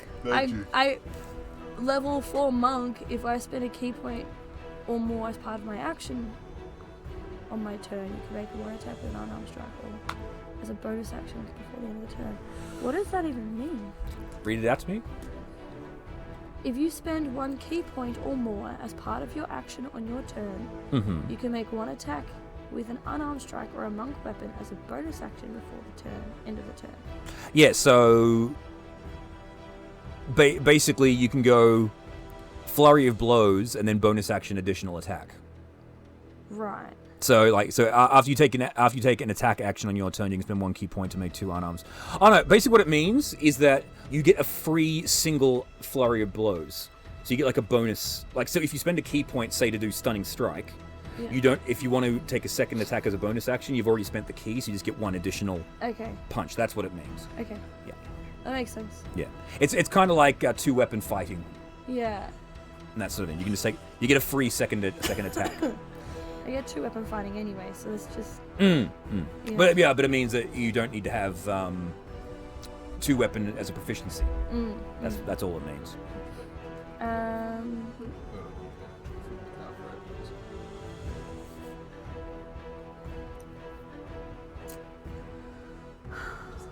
150 feet diagonally. Very squeaky. Very squeaky. My options at range is 60 feet. I can do Vicious Mockery with a DC of 13. At 30 feet, I have my Radiant Sunbolt, and everything else is in melee.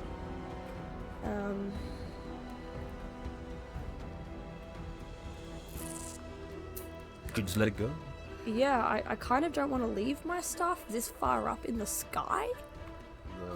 Because it'd take me forever to come back and get it. If I'm going to click it, I will click it closer to the ground where it's easier to retrieve. Especially since we don't have any more fast owls. I will continue falling. But Can you vicious mockery to make it angry at you and then fall? So it's going to go after you, I mean, I can try. And then it'll get closer to the ground quicker. Yeah, I guess I'll fly up my movement, my 50 feet, which gets me to within 100 feet, which is still not close enough for Vicious Mockery. I don't have the movement to get there unless I burn more key points. Save it for next round then. Yeah, I'll fall more slowly. Okay. I will. It's kind of with the wings. The trails coming off. I'll pull my water cap out and use it as a parachute. Alright, Charmaine, you're currently floating. You've probably got range for another Eldritch Blast at 120 feet, don't they? Oh, yep. Can I say, if it gets within range of me, You will wish to mock it. I wish to mock it. Absolutely. Giant oversized grasshopper. Not wrong. Use this dice. Ooh, dirty 20 Hits. and 14. Hits. What? 14. No, 14 doesn't hit. Sorry. Misses. Really misses. I mean, I'll take it. No, it's a miss. Leave me alone. I'm tired. Okay, go ahead. 14 hits. What have I been doing with my life? 6 damage. 6 damage. Nice. I've rolled so many 14s. Very cool. I'm very sad. All right. Kegara. Yes. Do you wish to dash to join your friend? Yes. Okay. You know what you could do? You could just hold on to one of them, and they would pull you. This is true. That's true. They're dead weight. All right. Struggle up, big boy. So you guys are now. So basically you move up to them. You grab them. Now you guys are all going. You guys are all drifting at 60. On Charmaine's back, like, like what's his, Doctor Strange. Doctor Strange love. Yeah. It's like, honey, we gotta have words. All right. The Jabberwock is just going to straight past you. You mock it. Saving throw. Ah, yes. Wait, if we're floating, 18 does that mean we're doing the plus palace minus. thing with the dress? 13s. Yeah. Yeah. Vroom. So you see it. Basically, it dives down, and it flicks out its wings as it gets to the castle, and it begins to circle around the top of the turrets. You see a massive. Oh, sorry, microphone. You see a massive structure laid out below you. A huge garden, multiple stories, turrets, everything. And basically, it does a big circle around the turrets, then begins to move towards one of the areas below. It's effectively out of range of everyone else at the moment. You know what I have, which might be handy right now. I don't know how I have it or where I've put it this whole time, but I have a giant floating flying lily pad in my inventory. It's true, you do. you picked it up from Bavlorna's cave. I assume I've stuffed it in my bag of holding. Yeah, we just rolled it up. So Like a really long carpet. Yeah. I keep forgetting about it because I keep forgetting to make the model for it. It's at the top of my inventory list. There you go. Alright, cool. So the Jabberwock is out of range. Jackie is out of your range. Fleur potentially could be in your range if you decide to fall after it.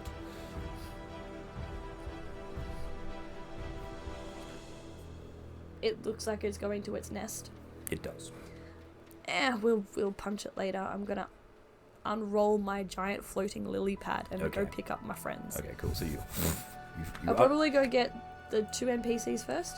Cool. Yeah. So you can fly over to them. You can actually catch them up. You put them on the lily pad, and basically everyone you gather everyone up, and as you all begin to approach the ground, you see The remains of 4 owls. the remains of lots of you're surrounded by Singed feathers. And you see the Jabberwock circling, and then you see it go round the side and crawl inside the side of the castle. No. All right, here it is. Big reveal time. I'm sorry, this thing has got my sword. Now I'm going to get murdered. Why did you leave your sword on it? Burn him. Please hide out. I think it's hilarious that you lost your sword. Oh no, I'm getting it back. You spend the better part of 20 minutes or so drifting towards the ground, let's just say, and then landing in the fog on the outskirts of this place. And as you Roll up my lily pad and put it back in my bag. you approach what looks like a stone bridge in the fog that just sort of goes off into the fog. And you see the labeling that says, "The Palace of the Heart's Desires, this way." Let's go. Okay. You guys all cross the bridge. Elkhorn and Moliver is like, "Well, that was an unexpected fight, but I think that thing really hated the owls. It was probably a good thing that we didn't fight it for too much longer, otherwise it would have come after us." Oh well. Where's your sword, colourful one? Arr, I'm a pirate. Buried in the back of a dragon. I Well, get it back. we shall have to retrieve it soon. But Do we knock? as the fog clears, ladies, gentlemen, other, welcome to the Palace of the Heart's Desire.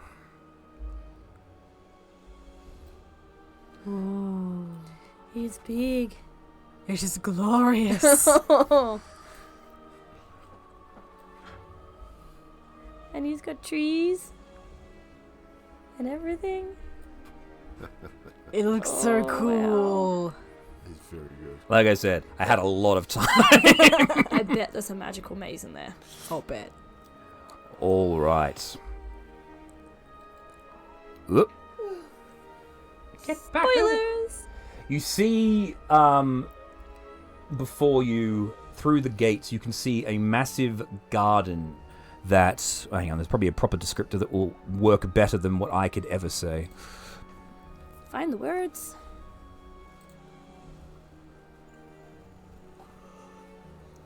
All right. Bless you. A twilight palace emerges dreamlike from the clouds. A great marble tower, ridged by delicate spires, casts its shadow over the rooftops below. Another tower teeters nearby, torn from its foundations and held aloft by a coiled beanstalk. Monstrous vines cling to the palace walls and choke the promontory of rock which it perches. Hundreds of birds burst from the canopy of this ancient forest below you as you see the gardens. Moments later, you hear the scream of the Jabberwock from inside the palace. You know it is definitely in there. You see directly in front of the gate there is... ivy clings to a set of silvery gates embedded in the palace's outer walls. A luxuriant garden can be seen beyond the bars of the gates. You can also hear singing coming from the inside, like a small band playing instruments. Can we push the gates open? Yes, you can. There is also a plaque on the side of the gate. Just here. It is written in Elvish, and everyone can read it now because you can read all languages, I believe, Charmaine. Mm-hmm. Yes, I got that feat. You took that feat, yes. You took that warlock ability. Yes. It says, the lion or the heart must wear the crown, but which one should it weigh down? You push on the gates, and they squeak open. You see before you the palace gardens. The scent of roses, cowslips, and hyacinths suffuses the vast garden. Ahead, a ring of standing stones rises from the flower beds. Glittering streams divide the garden and connect with a large pond shaded by willows. The garden is silent, save for the sound of music and voices coming from a colourful pavilion in the front gate. By the front gate, which is right here. Shall I go have a quick look? Yes. A sneaky quick look. Alright. So I'll just put you guys directly in front of the gate. There we go. I would like to creep over to the pavilion quietly and have a look at what's going on inside. Okay. I do not want to be seen. Roll stealth then. What dices do I use for this? Do you want to Ones use that the aren't one that's been rolling well for me? Do you wish to taint it with my hands? I roll 2. I'm pretty sure. I have to check my skills.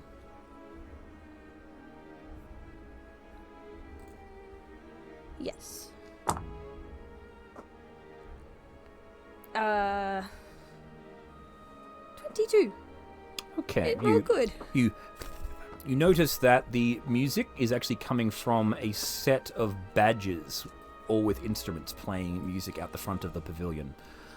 They pay you no mind as you are being incredibly stealthy, and you flitter inside the tent where you see 7 guests, one of them a talking bear, lounge around a picnic table covered with an emerald green cloth laden with cakes, teapots, teacups, and cutlery.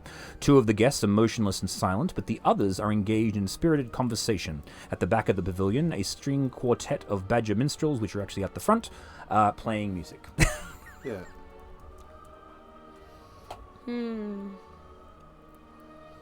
Do they look like people that are friends, or do they look like people that are not friends? They're all being very cordial and civil. They're not. They're just having a thing. Oh, yes. To each other. To each other, of course, yes. Well, They don't look like darklings. They do not. Absolutely not. No. Okay. There is... Do they have name badges? They do not, but there is a... You can tell one is a high elf, one is a human. There is actually the human actually is carrying a pot plant which has a very angry pumpkin in it. There is a headless dwarf in there. There's a brown bear, and there is a human female as well. What are they talking about? Just making... I was like, I wonder how long it's going to be. We've been here for ages. I know, but you have to be patient. You want to get your wish granted, you have to wait. The two that are motionless, the headless dwarf being one of them, are literally not moving at all. And you actually see there's dust collected on the body. Is it, like, dead? No, just, like, still. Like, you can sort of see the headless dwarf is sort of, like, got the cup up, raised, ready to clink, and it's sort of, it's, like, frozen in place. Almost like a statue, but if a statue was a person. So it's not petrified? Not petrified, just static. Frozen. Yeah. Like, Frozen. did you watch the Dawn Treader? Yeah.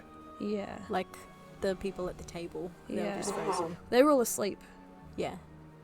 But I assume they're not asleep, they're just... No, this guy's missing his head, so. Yeah. Yeah. I'm concerned. Okay, let's sneak back out and report to the others what I found. Okay. So there's a couple of elves, a human, and some people that look like they don't move anymore. They're dusty, but they look like they're still alive. And they're talking about waiting for wishes. Moliver will go, well, if they were here when the castle was frozen, they were probably caught in it. That's probably why they're not moving. Ah, that makes sense. You can also see in the garden, if you guys have been waiting around, you can see there is an orc who is frozen in place, as well as a halfling who's also frozen in place in the garden. The wind is still moving through the trees and whatnot, so nature is still affecting things. It just looks like all the living creatures have been frozen. Like, non-plant-based creatures, I guess, would be the best way to describe it. So we've not been noticed by the badgers, No. I assume? They're actually inside, but yes. Oh, okay. I'm gonna go and check out the frozen halfling. I just want to like make a point of they've talked about wishes and waiting for wishes and see if the two NPCs make any acknowledgement of that being a thing. Yeah, well, this is the Palace of the Heart's Desire. You come here to get your desire given to you. That's why people visit this place. That's why Ziblina is very, very generous. She grants wishes to those who are pure of heart. Or not frozen. Alright. Let's go have a look around, shall we? Go have a look at your halfling. Alright, so you go up to... Oh, I'm going to bring a badger with you. Badger. Mushroom. Alright, so you go up to the halfling. The halfling is... The look on his face is like he's like deep in thought, looking at the stones. Like, oh yes, that's very interesting. Those are some stones. There's some very interesting stones. You can And has see held that thought for a millennia. there is actually glowing runes on each of these stones as well. You do not recognize the runes, at least initially. What kind of expression does the orc have? The orc is like it's got the look of like, ooh, so, like it's looking for something. It's like a slight confusion, not anger. Doesn't look like it's attacking, if that's what you're thinking. Yeah, let's... Or should Let's we check... find the front door and knock. Yeah. All right. You guys walk through. I'll just describe the basic things you see as you guys go through. You got the standing stones. 12 moss-covered standing stones form a ring in the middle of a small clearing. An arcane sigil is inscribed in the inward-facing side of each stone. A space between the stones is free of vegetation. There is a marble fountain that you see as you crossing the bridge over here. Marble fountain rises from a plinth on the bank of the stream, overflowing with time-frozen water that spills from the mouths of sculpted animals. So the water's frozen too. The frozen spray surrounding the fountain radiates rainbow in the air around it. But not like ice frozen, just time It's just time frozen, yeah. So if you put your hand through it, you can move it. And it's wet. That's cool. Okay, you approach. Charmaine, this would be the bestest backdrops for selfies. If we had cameras, absolutely. I knew what selfies were. We'll just paint your portrait. It's fine. Absolutely. It's frozen anyway. We've got plenty of time. Just like a little tiny little kobold on a stick with an easel. And he's like, All right, you guys walk up the steps to the massive double door. Directly above the door is the symbol of the head of an elk, sort of engraved into the top of the door. You can see through the windows in here, and you can actually hear as well as you get closer. There's almost like a storm, and you'll hear like lightning strikes and things like that. And as you look in through the windows, you can see lightning strikes coming from the interior windows. You reckon they landed one of those balloons inside? It's possible. oh, they're using some sort of magic. Does anything look familiar at all? Like, would it? You are getting, it's like, I know this place. I know what this thing is. And actually, the first thing that comes to your mind as well when you see the elk, that to you don't see an elk, you go, heart. Clever.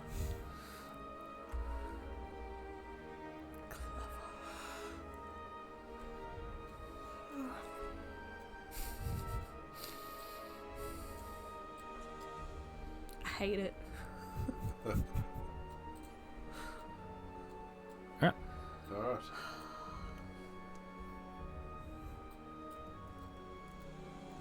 And the doors are locked and secured as well.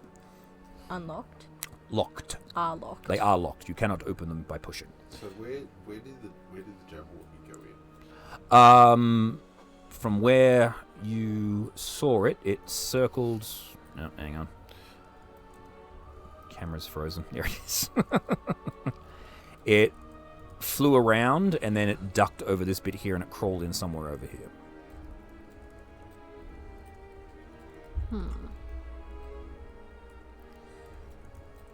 Right, around the side we go. Is there another door nearby? Over this side there is not. Here is going off and around the... If you go to this bit here, there is a stone door, but there is actually no way to get inside. And all this area around here is smooth and there's no floor. The palace is actually suspended on a cloud, essentially.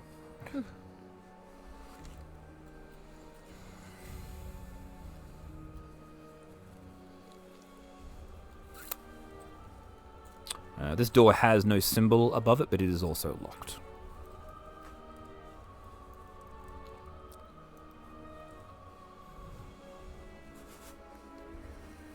Hey, can I see in through the window?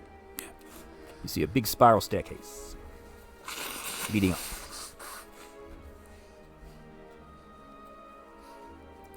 Why didn't we knock? And, I can knock if you want, or I can just go in. and behind you, you see a very nice-looking rose garden, but is also covered in cobwebs with a statue of a satyr in the middle of it.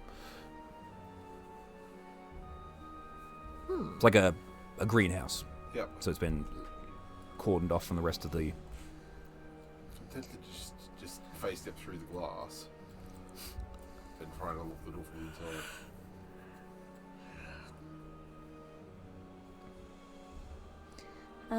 Well, Jackie can open doors.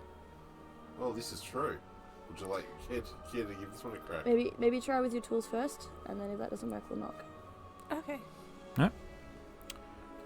You kneel down and go to have a crack at the lock, but you can't find a lock.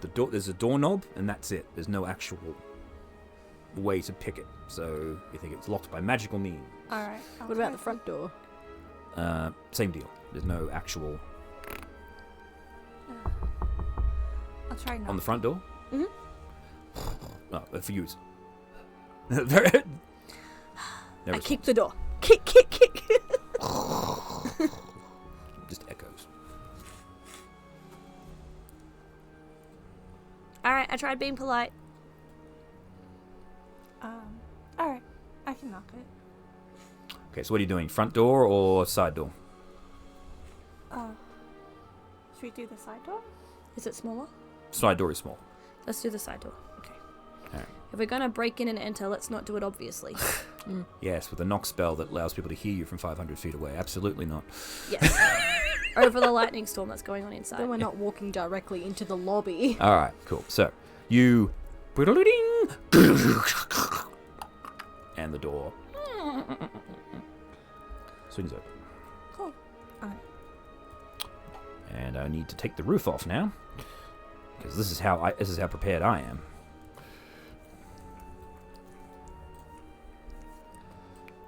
Whee! Ooh. That's cool. Yeah, this is called being prepared, bitches. Who calling bitches? Everybody. Bitches? All right, who's going in first? I will, because I did the knock. All right. And I am brave. You are immediately disintegrated now. Well, usually it's Kira that's doing something stupid like walking in and gets a pie in the face. What? Yep, hang on. Hello, butterfly. Well, it's not actually a butterfly. It's a crystal. Carriage? Yes. So you're in the carriage house. The doors swing open to reveal a crystal carriage hitched to a pair of glass statues shaped like Pegasi. Folded silk butterfly wings are attached to the roof of the carriage. That is really pretty. Pretty. Imagine pulling up to a party in that. Cinderella that shit. The thing that could make that better is peacock feathers. Make a train. Real pretty. Alright, where are we going? Let's all come in and decide on a direction.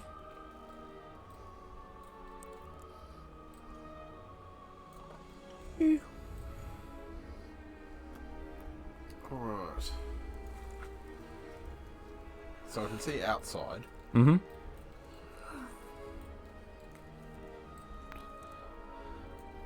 It's Moliver and Elkhorn are being very cautious. We've been here before. This is the carriage house, of course. Most of us were caught up in the main viewing area in the central tower. If you look over to the right over there, I will give you a beautiful tour. You can see there's a set of stairs. Mm-hmm. No, not a set of stairs. There's a balcony. You can see storm going on the outside. What's the storm? This, I don't really know. The whole center of this place is actually completely surrounded by a storm. No, the entire center contains a storm. Does it normally contain a storm? It does, yes. It's something to do with the way Ziblina focuses her magic. Okay. I want to go So- stand on the balcony. Okay, you go stand. That sounds like a good plan. So it's supposed to be there. It's supposed to be fuzzy wuzzy lightning on the inside.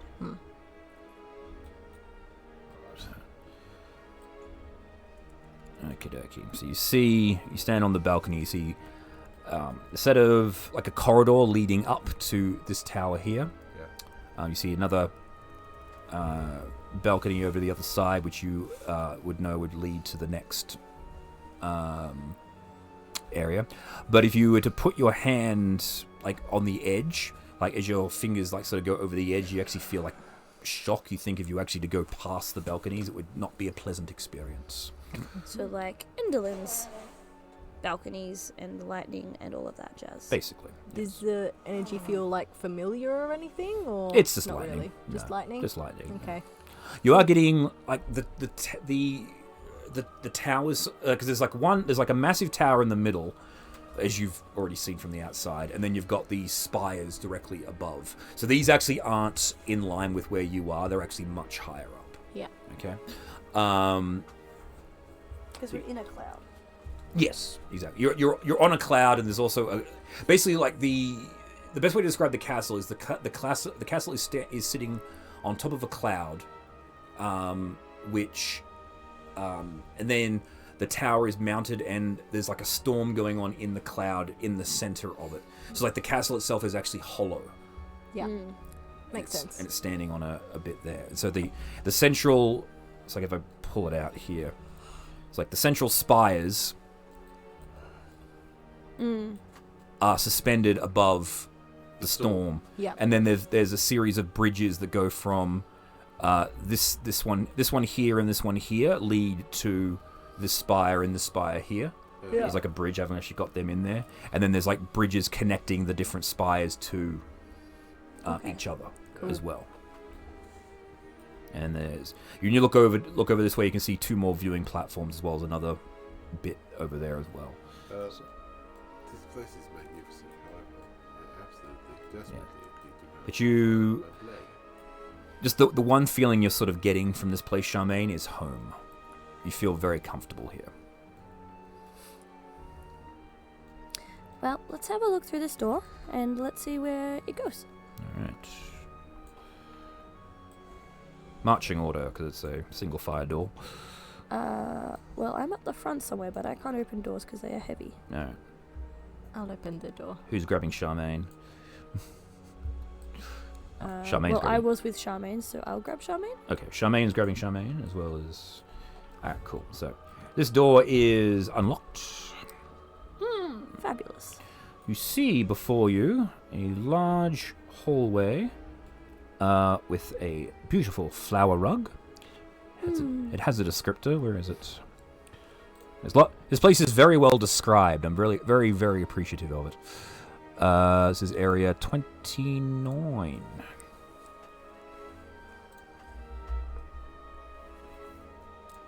Alright. Running the length of this oblong room is a rug woven with images of thorny white roses. Each of the doors to the north and south wall has an alabaster pedestal standing inside the room beside it. So there's like a pedestal here, and there's one here. That's what that thing there is. Atop each of the pedestal is the alabaster vase that holds several long-stemmed white roses. Carved into the vase are the words, "Take one," in common. Ooh. Okay, so you guys happy with this for the marching order?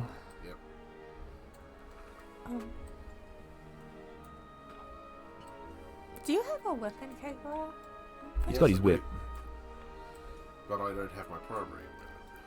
My secondary was not my primary. He lost his blade of shit fuckery.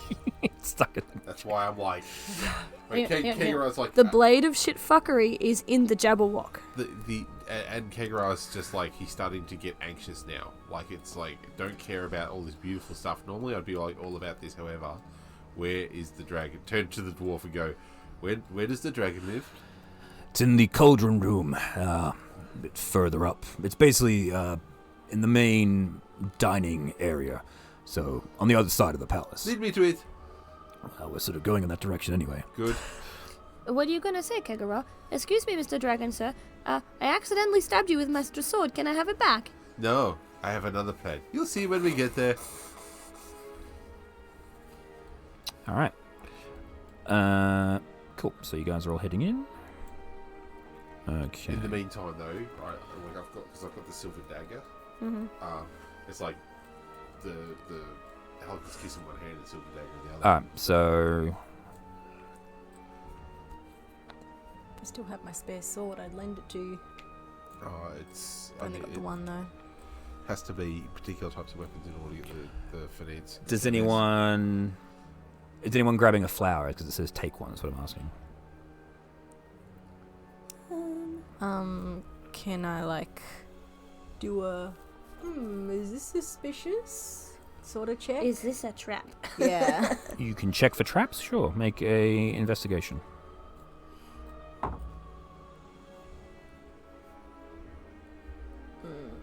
19 plus 2. You look at the vase. You get Moliver. Say, Moliver, you're a rogue.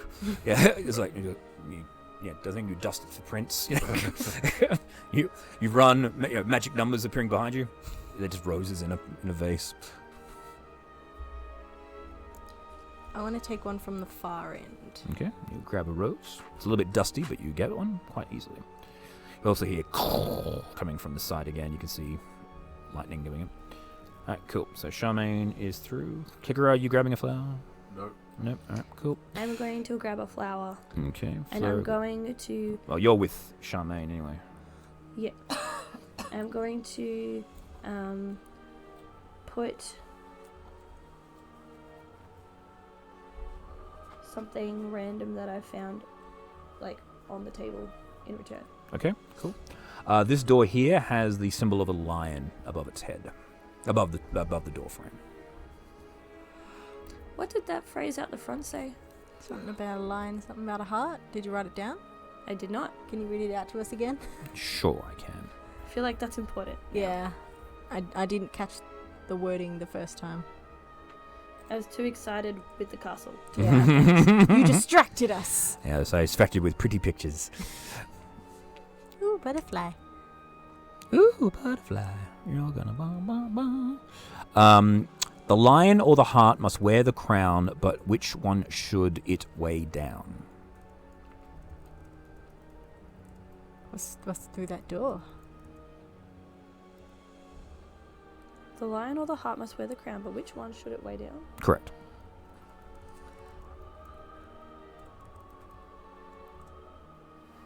Does it look different to anybody, or No. it just to everyone looks the same? Everyone looks the same, yeah. Alright, cool. So Kegara, so Fleur and Charmaine have a flower. Kegara's coming in, does not have a flower. Jackie? I'll take a flower. Jackie grabs a flower. I'll put it in my hair. Moliver doesn't give a shit about flowers, and neither does Elkhorn. I haven't been to this area before. It's interesting. Let's have a look in this room. So going directly ahead? No? No? Oh, over here. No? No? The lion room. Oh, you can't. The door's locked. We didn't say that. Oh, right. You just said it has a lion on it. Sorry. I'll say, you're now trying it. You can't. It's locked. I want to get in there even more now. But we're out of knock spells. Mm. Alright, let's just keep walking forward. Alright.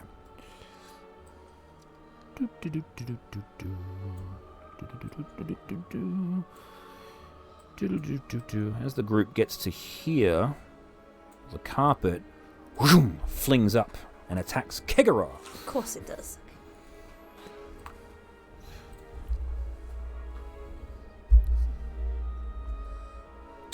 Your sword. Oh, you don't have your sword. You actually get surprised. So your sword goes. Oh fuck! He's not here. So basically, the rug pulls itself out from underneath you, Charmaine, and begins to attack Kegara. I don't get a warning for the fact that someone else is falling over. It's the surprise round. Do I fall over? No, like basically just like it just flicks itself out. You can make if you want to check, you can make a dexterity to see if you don't, but otherwise it's fine. It's as you take a step up, it just moves itself out I'd from like underneath to you. make a sentinel attack on the rug. Sure, give me a Can I minute. hit it with my rose? Stop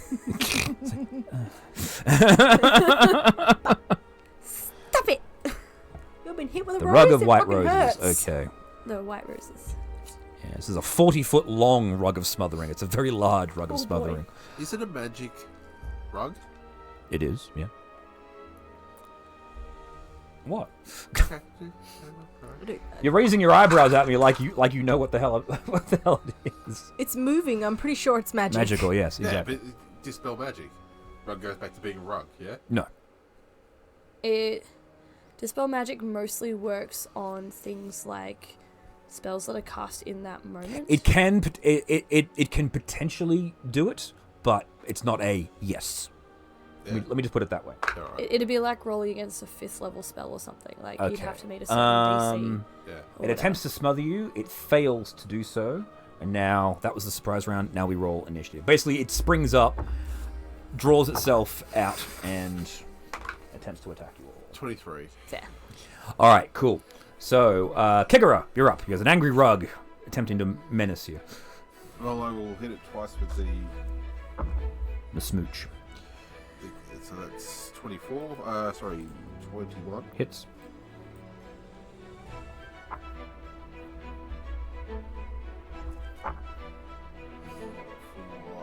For 10 damage. 10 damage. Nice. That's 9. Misses.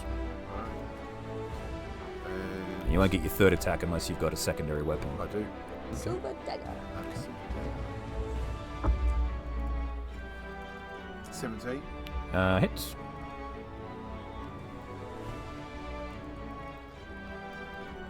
Plus 4. 8 more. Nice. All right, Fleur.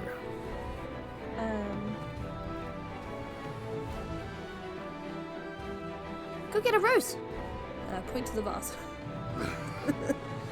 Or actually, no, I'm gonna go grab one and bring it back for him. Okay, you do that.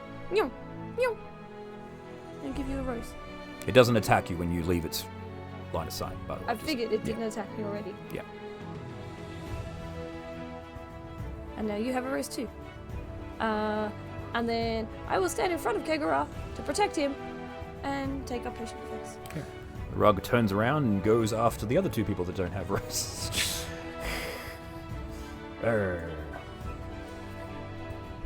Attempt to... Ugh. Yep. Moliver's now wrapped up in a rug. What the fuck are you?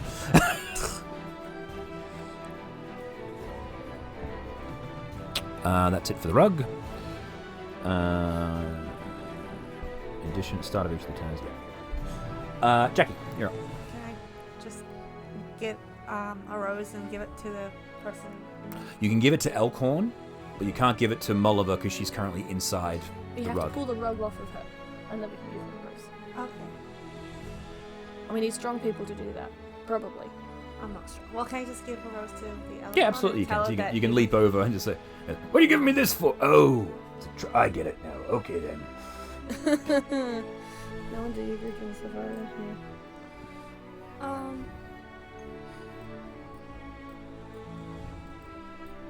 If you want to inspire Charmaine, so that way you give it Yeah. additional strength to pull.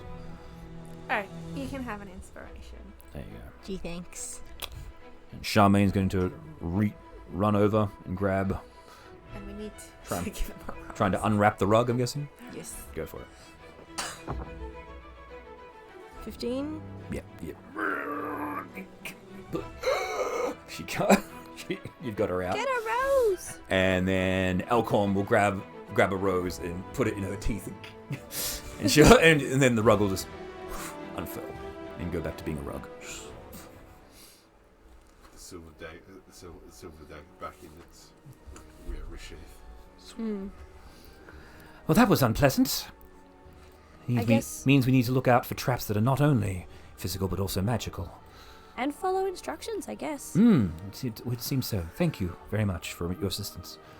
Yes, hey, maybe I should take the lead from now on. In fact, no, I'm going to stay at the rear. It's too dangerous out there. He puts the rose in his in his helmet.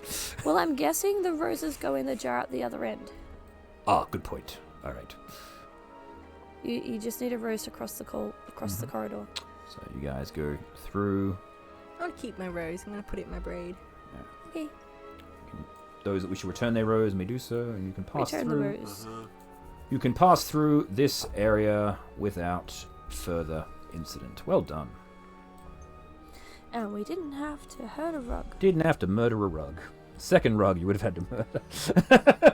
Well, the first one was a hag's rug, and we don't like the hags. But It's this true, one, it's true. this lady is supposedly one that we're supposed to like, so we probably don't want to burn her things. All right. This corridor here, very long corridor. Elkhorn says, "Oh, this is the library," and you see lions on two of the doors, and the door at the far end has an elk on it. And you also see a set of stairs leading up to one of the towers from his position. All right. Well, let's go read some books, I guess. These are lion doors. They are also locked. Well, I guess we have to go through a deer. The deer door is also locked. I guess we can't go into the library. Shame. Is it the same sort of magic locking? There's no keyhole. Correct. Which way to the dragon? Staircase? Oh, that door should be closed. There we go. So yes, there's a staircase leading up to a tower, and you can see the storm brewing. You can also see, from the windows, you can see balconies overlooking the area in the storm, and way up you see what looks like a knight in armor, frozen, falling backwards at one of the windows, like this. And Moliver goes, "That's Lionheart. I believe it's Lionheart." One second.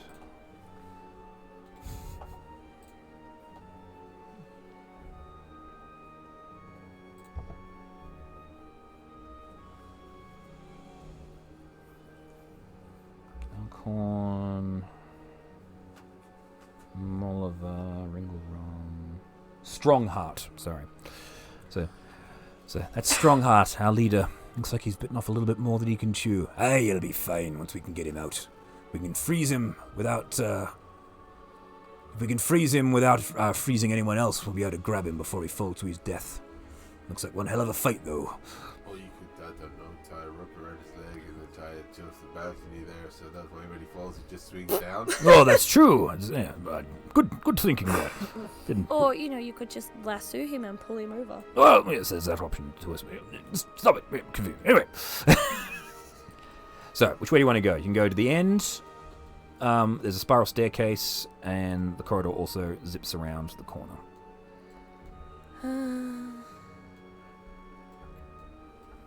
The spiral staircase is also going up. Spiral staircase goes up. Let's go up. Eeny, meeny, miny, mo. Take me to the dragon. Which way to the dragon? I think down the end of the corridor will lead you to the dragon. Let's go that way. All right.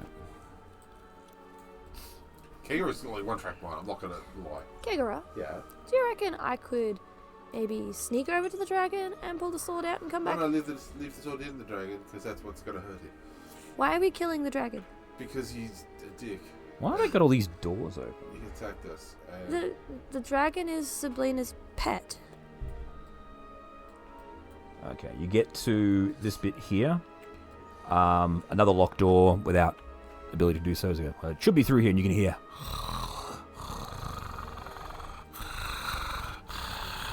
Coming from the other side.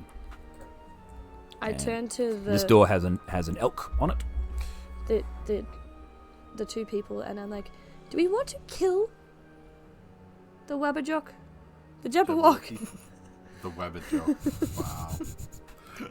I'm tired. Leave me alone. Well, if we don't have any other choice, then absolutely. Yeah. If it's going to be causing more of a menace, if we can't, if it presents us with a threat, then absolutely. But we may not have another choice. If we need to get to the, We need to get to the cauldron. if we need to get to the cauldron and it's there, we may not have a choice. Will Ziblina be upset?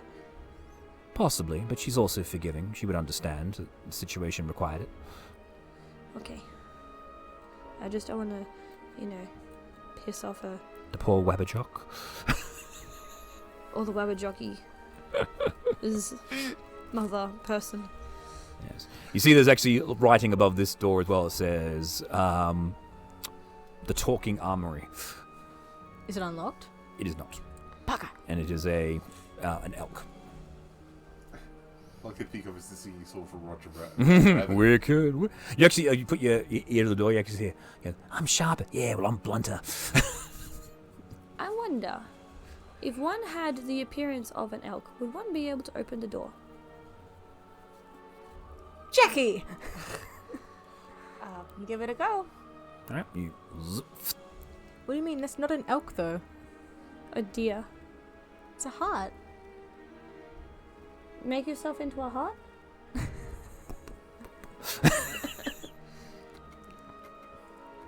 No. The I know. H-A-R-T. I know. Yeah, you turn into what looks like an elk or a hart or whatever, but it doesn't have any effects. There's no... I tried. Maybe Oh, you well, have to have up a the stairs. specific hat on. Well, Oh, can back we- to the Jabberwock. Can we open the Jabberwock's door? No, same. It's the same as the door that was locked outside. Right. Oh. We can't get in. Are we within 60 feet of it? We have to see it. Do you? I think so. Face step, do you What have to was see? the leader say? Face step you Was do, it, like, yes. What was the leader say? Oh, the guy suspended in the air. Braveheart. Oh, maybe we could just take Braveheart. It's fine.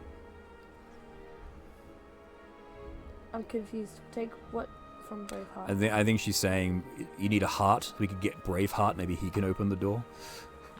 Oh. Wait. On multiple levels, there's a pun. I'm not On able all to think levels of... except physical, I am a wolf. What? Never mind. Oh yes, I know that one. Anyway, back to the game. Back to the game. Right, so, We'll keep going for another 20 minutes or so. yeah, right. So, Kegaro is walking backwards and forwards. He's pacing at this point in front of the door. Like, he's like, I can feel it. It's so close. Does heat metal require sight? I don't know. Have a look. Because if it doesn't require sight and you're You can within do it from 60 here. feet, you could just make it hot. I would imagine it does. I don't think you'd be able to just heat metal through a door. We have a robe of useful items, don't we? Does it have a window on it? Choose a manufactured metal object such as metal. You can see within range. You have to Yeah. see it. Do we yes. have a window on our robe? Pretty sure we do. Yeah. Let me scroll all the way up. Robe of useful things. We have 1 wooden ladder, 3 iron doors, a portable ram, 4 potions of healing left. A window, we've used the window, but we have doors. We have a door. But doors are for ceiling. Doors for ceiling. Yeah. Yeah. Fuck. So if you have a hole and you want to cover the hole, it's big enough you can put a door in the way. But you've already used the window. Well, do you have anything? Remember the frog thing that we was taking stuff out? Was there anything in there? The wishing frog. Yeah, the Magical wishing frog.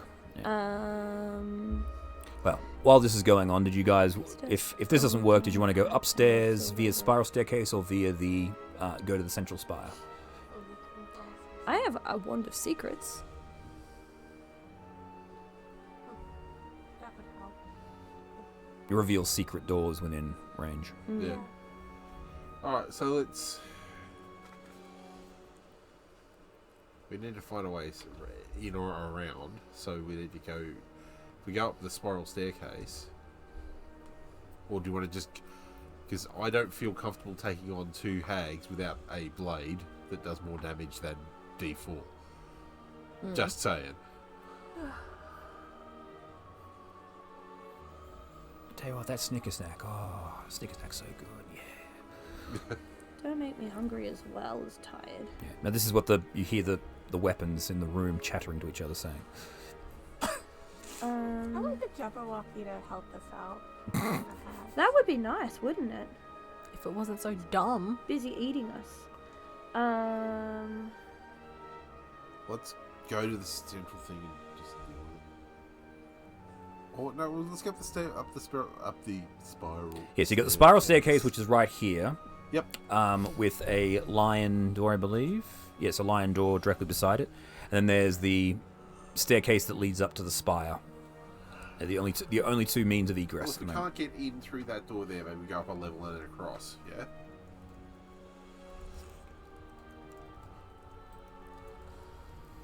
Let's give it that crack. Alright. So, going up. Cute. Oh no, Kikara, you fall over.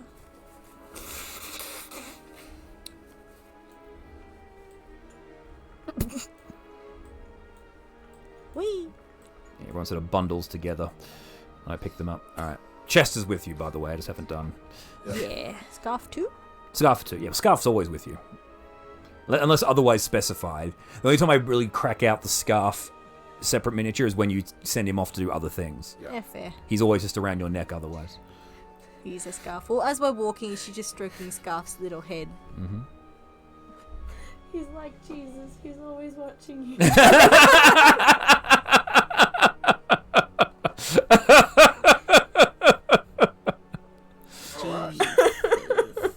That's not creepy. That's why I didn't say it into the microphone. They still heard you, though, because Jesus always hears you. All right, you're in section 14G. 14G. 14G. Joy. Alright. Spiral staircases. All right, so 14G. Spiral staircase descends 30 feet to 14C. The double doors lead to a stone balcony that overlooks the Court of Storms. So this door is actually openable. If you want to open it. Mm-hmm. Let us look. Alright. So there is a big... You see another balcony off to the side, which doesn't appear to have any way to get... Like, it's there. There's another balcony off to this bit here, and then you see lots of debris floating in. You see the first tower. You see Elkhorn flying out the window. Not Elkhorn. Braveheart, sorry. So that's what you guys see from this position. How far away is Braveheart from this balcony? He is 50 feet. And up. And up, yeah. So say 60 feet. But you also get to... You think flying in this storm would be quite dangerous. Well, I'm not anticipating flying. I'm just trying to calculate how much rope we need for a lasso. Yes. Well, what if we just went around and then That's to the prob- other balcony? Well, assuming there aren't locked doors in our way. Yes. But you can see the staircase from here that leads up to one of the towers. Yeah, but every other door is locked. And so we need to go to the We thing. need to find a key. Well, yes.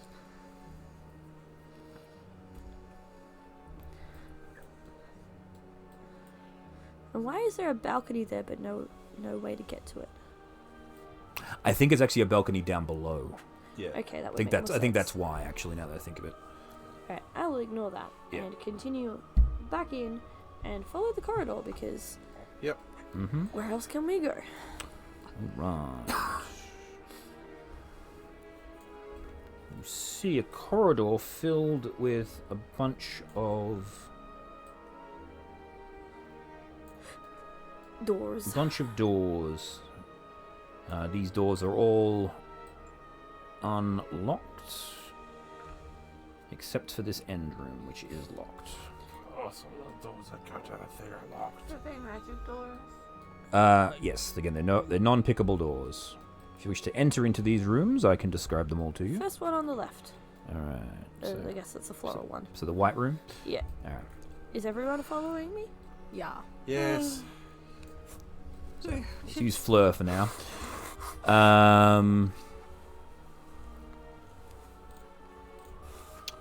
These are the Area 40s.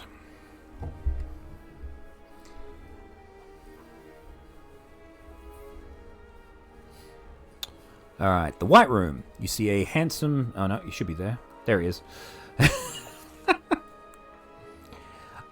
This White Room is a bedroom. It has a four-poster bed, a closet, a writing desk, a very large mirror.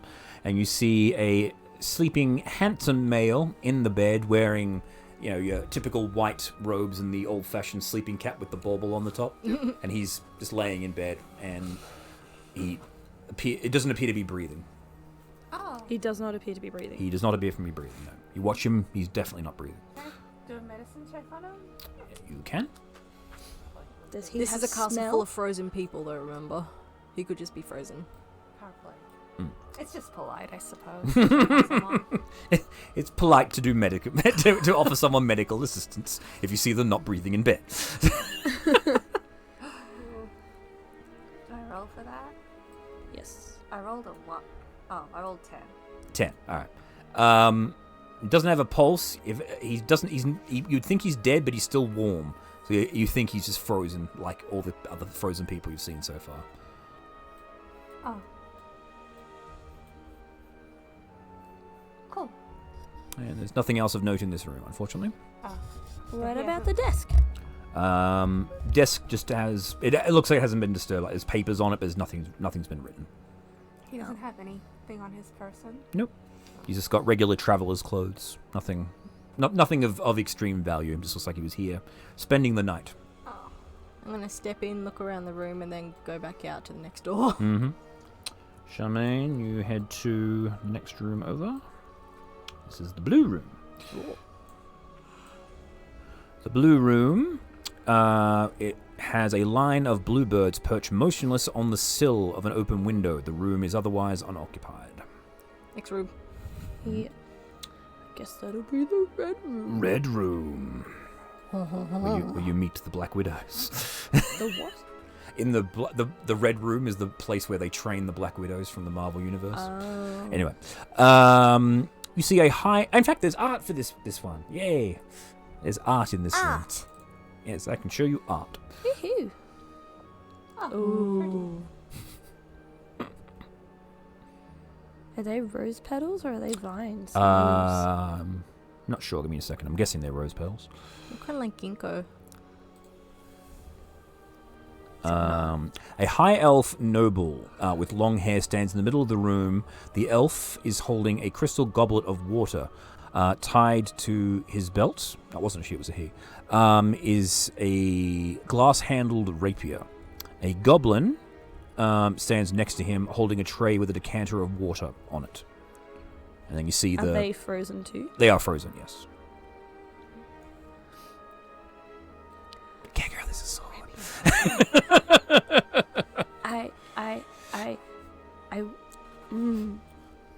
Can I remove the sword without snapping the poor thing's fingers?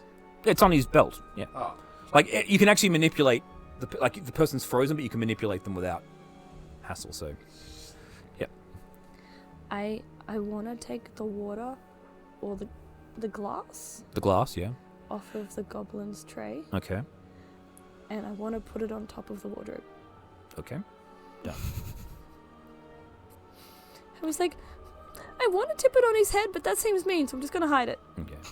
It's interesting, though, like, you actually think, it's a bit difficult. It's actually lighter than you thought it was going to be. Yeah. And as you place it, it actually doesn't move. It doesn't actually drop. It just stays suspended.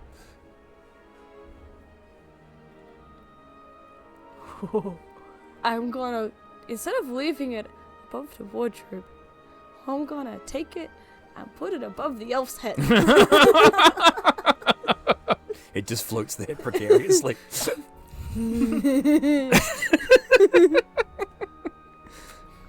Right, so he's now down a rapier. It's a +1 rapier, by the way, Kegura. Yeah. The next room, the green room.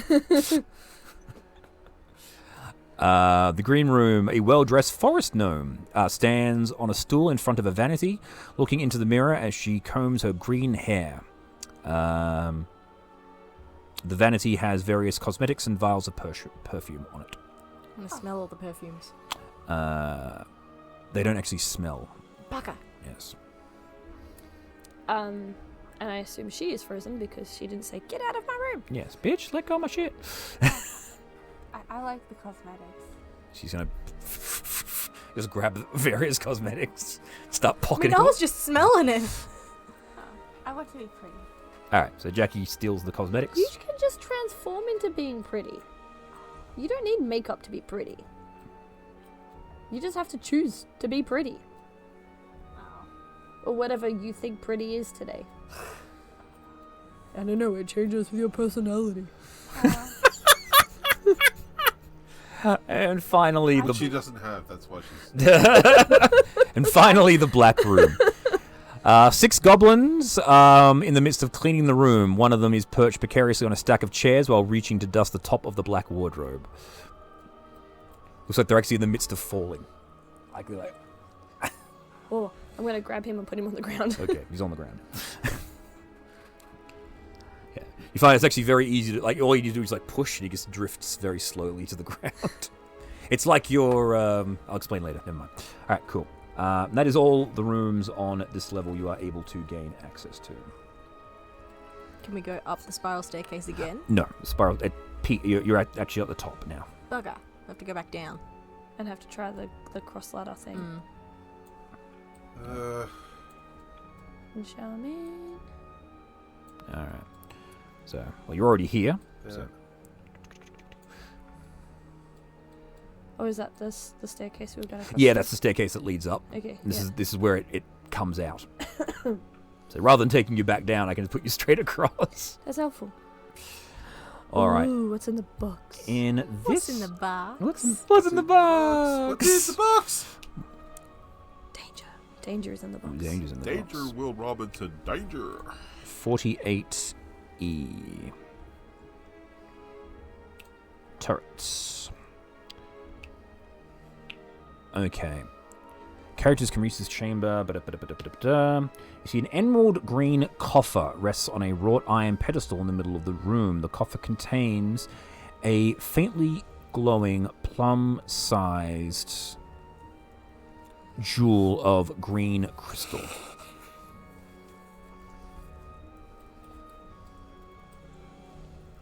I would assume that screams don't touch it. And one thing, actually, Charmaine, you look at this thing and a word just pops into your head immediately, and that word is desire.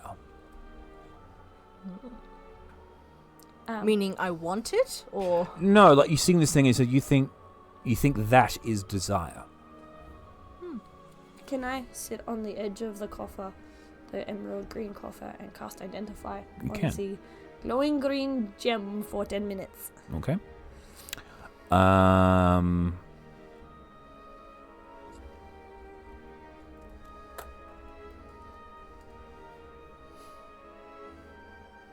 Don't mind me. I'm just gonna sit here for a bit. Okay. You finish casting your thing, and it is literally crystallized desire.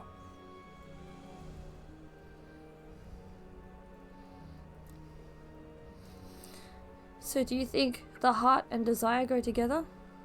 Will this allow us to go through the heart doors? not sure.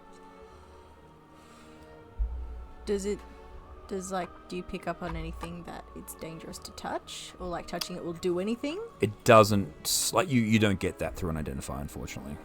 I'm gonna poke it. The castle falls out of... No. I didn't say I moved it. I'm just gonna touch it. I'm not knocking it out of its holding No. position. Again, it just glints. Put my hand on it. When you touch it, you feel like you want to hide. I sit in the coffer and I pull the lid shut. You think, this is good. This is right. No. Honey, you can't be in there. We have things we need to do. You keep thinking, but there's enemies about. I need to hide from them. There's bad things about. I need to hide from them. It's alright, we'll keep you safe. Can I hide in your chest? You can. I can hold you for a while. Okay, I will hide in the titties. You also actually find the crystal actually does. It has a thing in it, I should say, actually.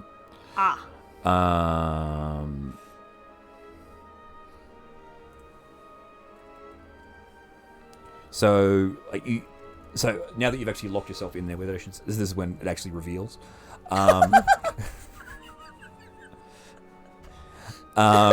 You see the image of a green hag inside the gem, and it sort of look it sees you and it goes, it just hides from you. What was her name? Scab? It wasn't Scabatha, no. No, it wasn't. It wasn't the one from the swamp. No, but Bavlorna, but no, not her. No. There was a green hag in the gem. But you think if you were to break the gem, it would summon that creature. Oh, do I tell them that? How did the hag get in the gem? I'm not sure.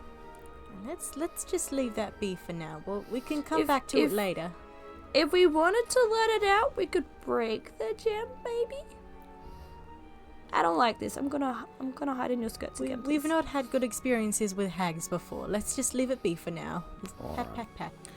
all right, dear. Unfortunately, that's the only areas you can get access to from without additional means of opening magical locks or You know what we working. can do? Yeah. Sneaky, tiny tent, tiny hut, right?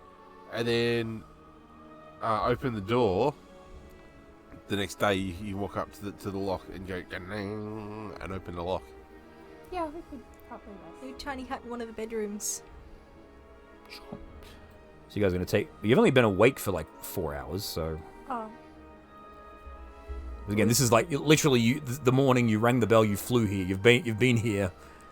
Can we try and go around the back of the castle? We could go through the front door. Oh, we can't because we don't have a way in. We haven't worked out the way in yet. Do you have the magic door one? Maybe there's a magic door somewhere. It's one of those things where I have to be close to the magic door for it to work. If there's even a secret door. And There's other steps we can go up. let's So, go back. From where you guys were. Okay, so from this area here, you have this bit here. There's a balcony on the other side. You could potentially fly through, but it would be dangerous to get to. You've been down here. There's another balcony here. You've gone up these stairs. Into there, yep. You've gone up these stairs, and that's it. That's where you're stuck. Everything else is locked. Everything else is locked off to you. Right, that's right. 'Cause we couldn't get through that door in front, and we couldn't get through the. Correct. So yeah. So this door is lion locked. This one is heart locked. These are lion. These are hearts, and this is another lion lock. And the door upstairs of the same type is another lion lock. Paka.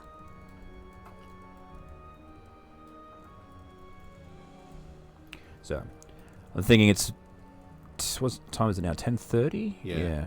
So I think what we'll do there, if you guys are kind of stumped on this one here, Yeah. we can leave it here, and we'll come back to this in the next session once you guys.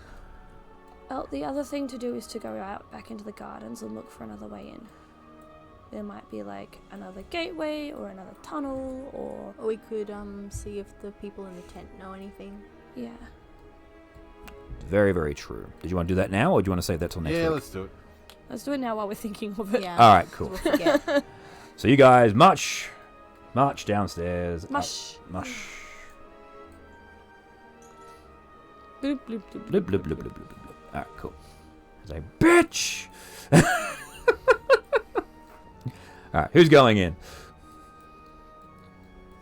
No, me. I'm hiding in the titties. I am, because I'm charming. Okay, so the charming elk-headed Jackie. Or are you going to change back? Yeah. I want to We be- just had a conversation about how she can be pretty however which way she is, which is currently an elkhead. All right. Whatever your personality desires. Okay, so Whatever other Subjective. people- no, it's not up to me. It's whatever I see the other people liking. So you go, Jackie, you enter in, and the people in there go, "Oh, hello!" And the bell goes, "Welcome, please enjoy. We're just waiting to get our wishes granted."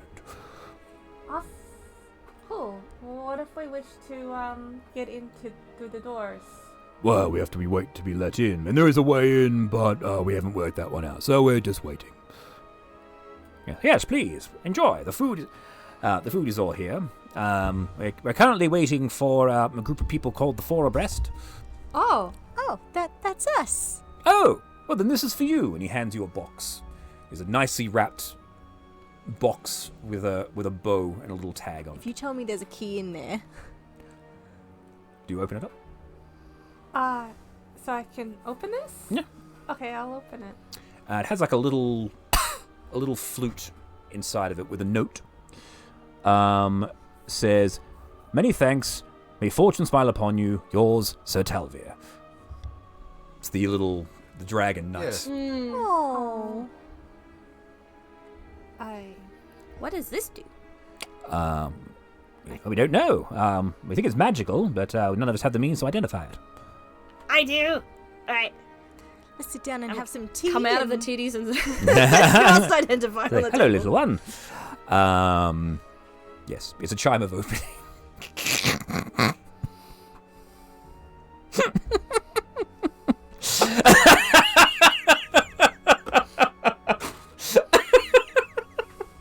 What else can we throw at him? Have a flump.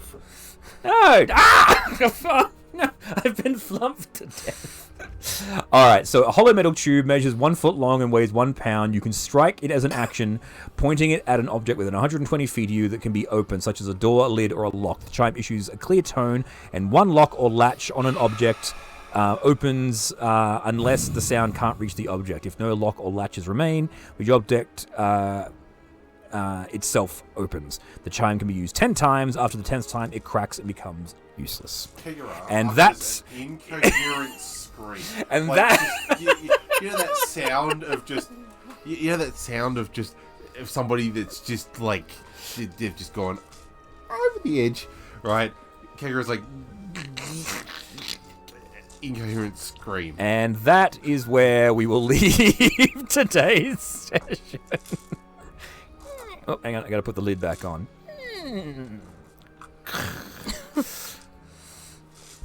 There we go.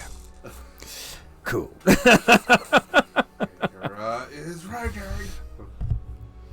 So, now that the party has means to open some of the doors within the Palace of the Heart's Desires, how will they proceed? Find out next week, right here on D&D Blender. Whoa. But for right now, thank you to my players. Charmaine, I have nothing to say to you. Kegger, The sound of grinding teeth. Jackie, Jackie worked it out.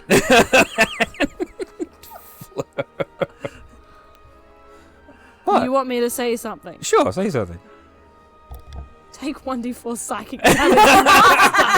Emotional damage. Emotional damage. And until next time, everybody, remember to keep on blending. Bye!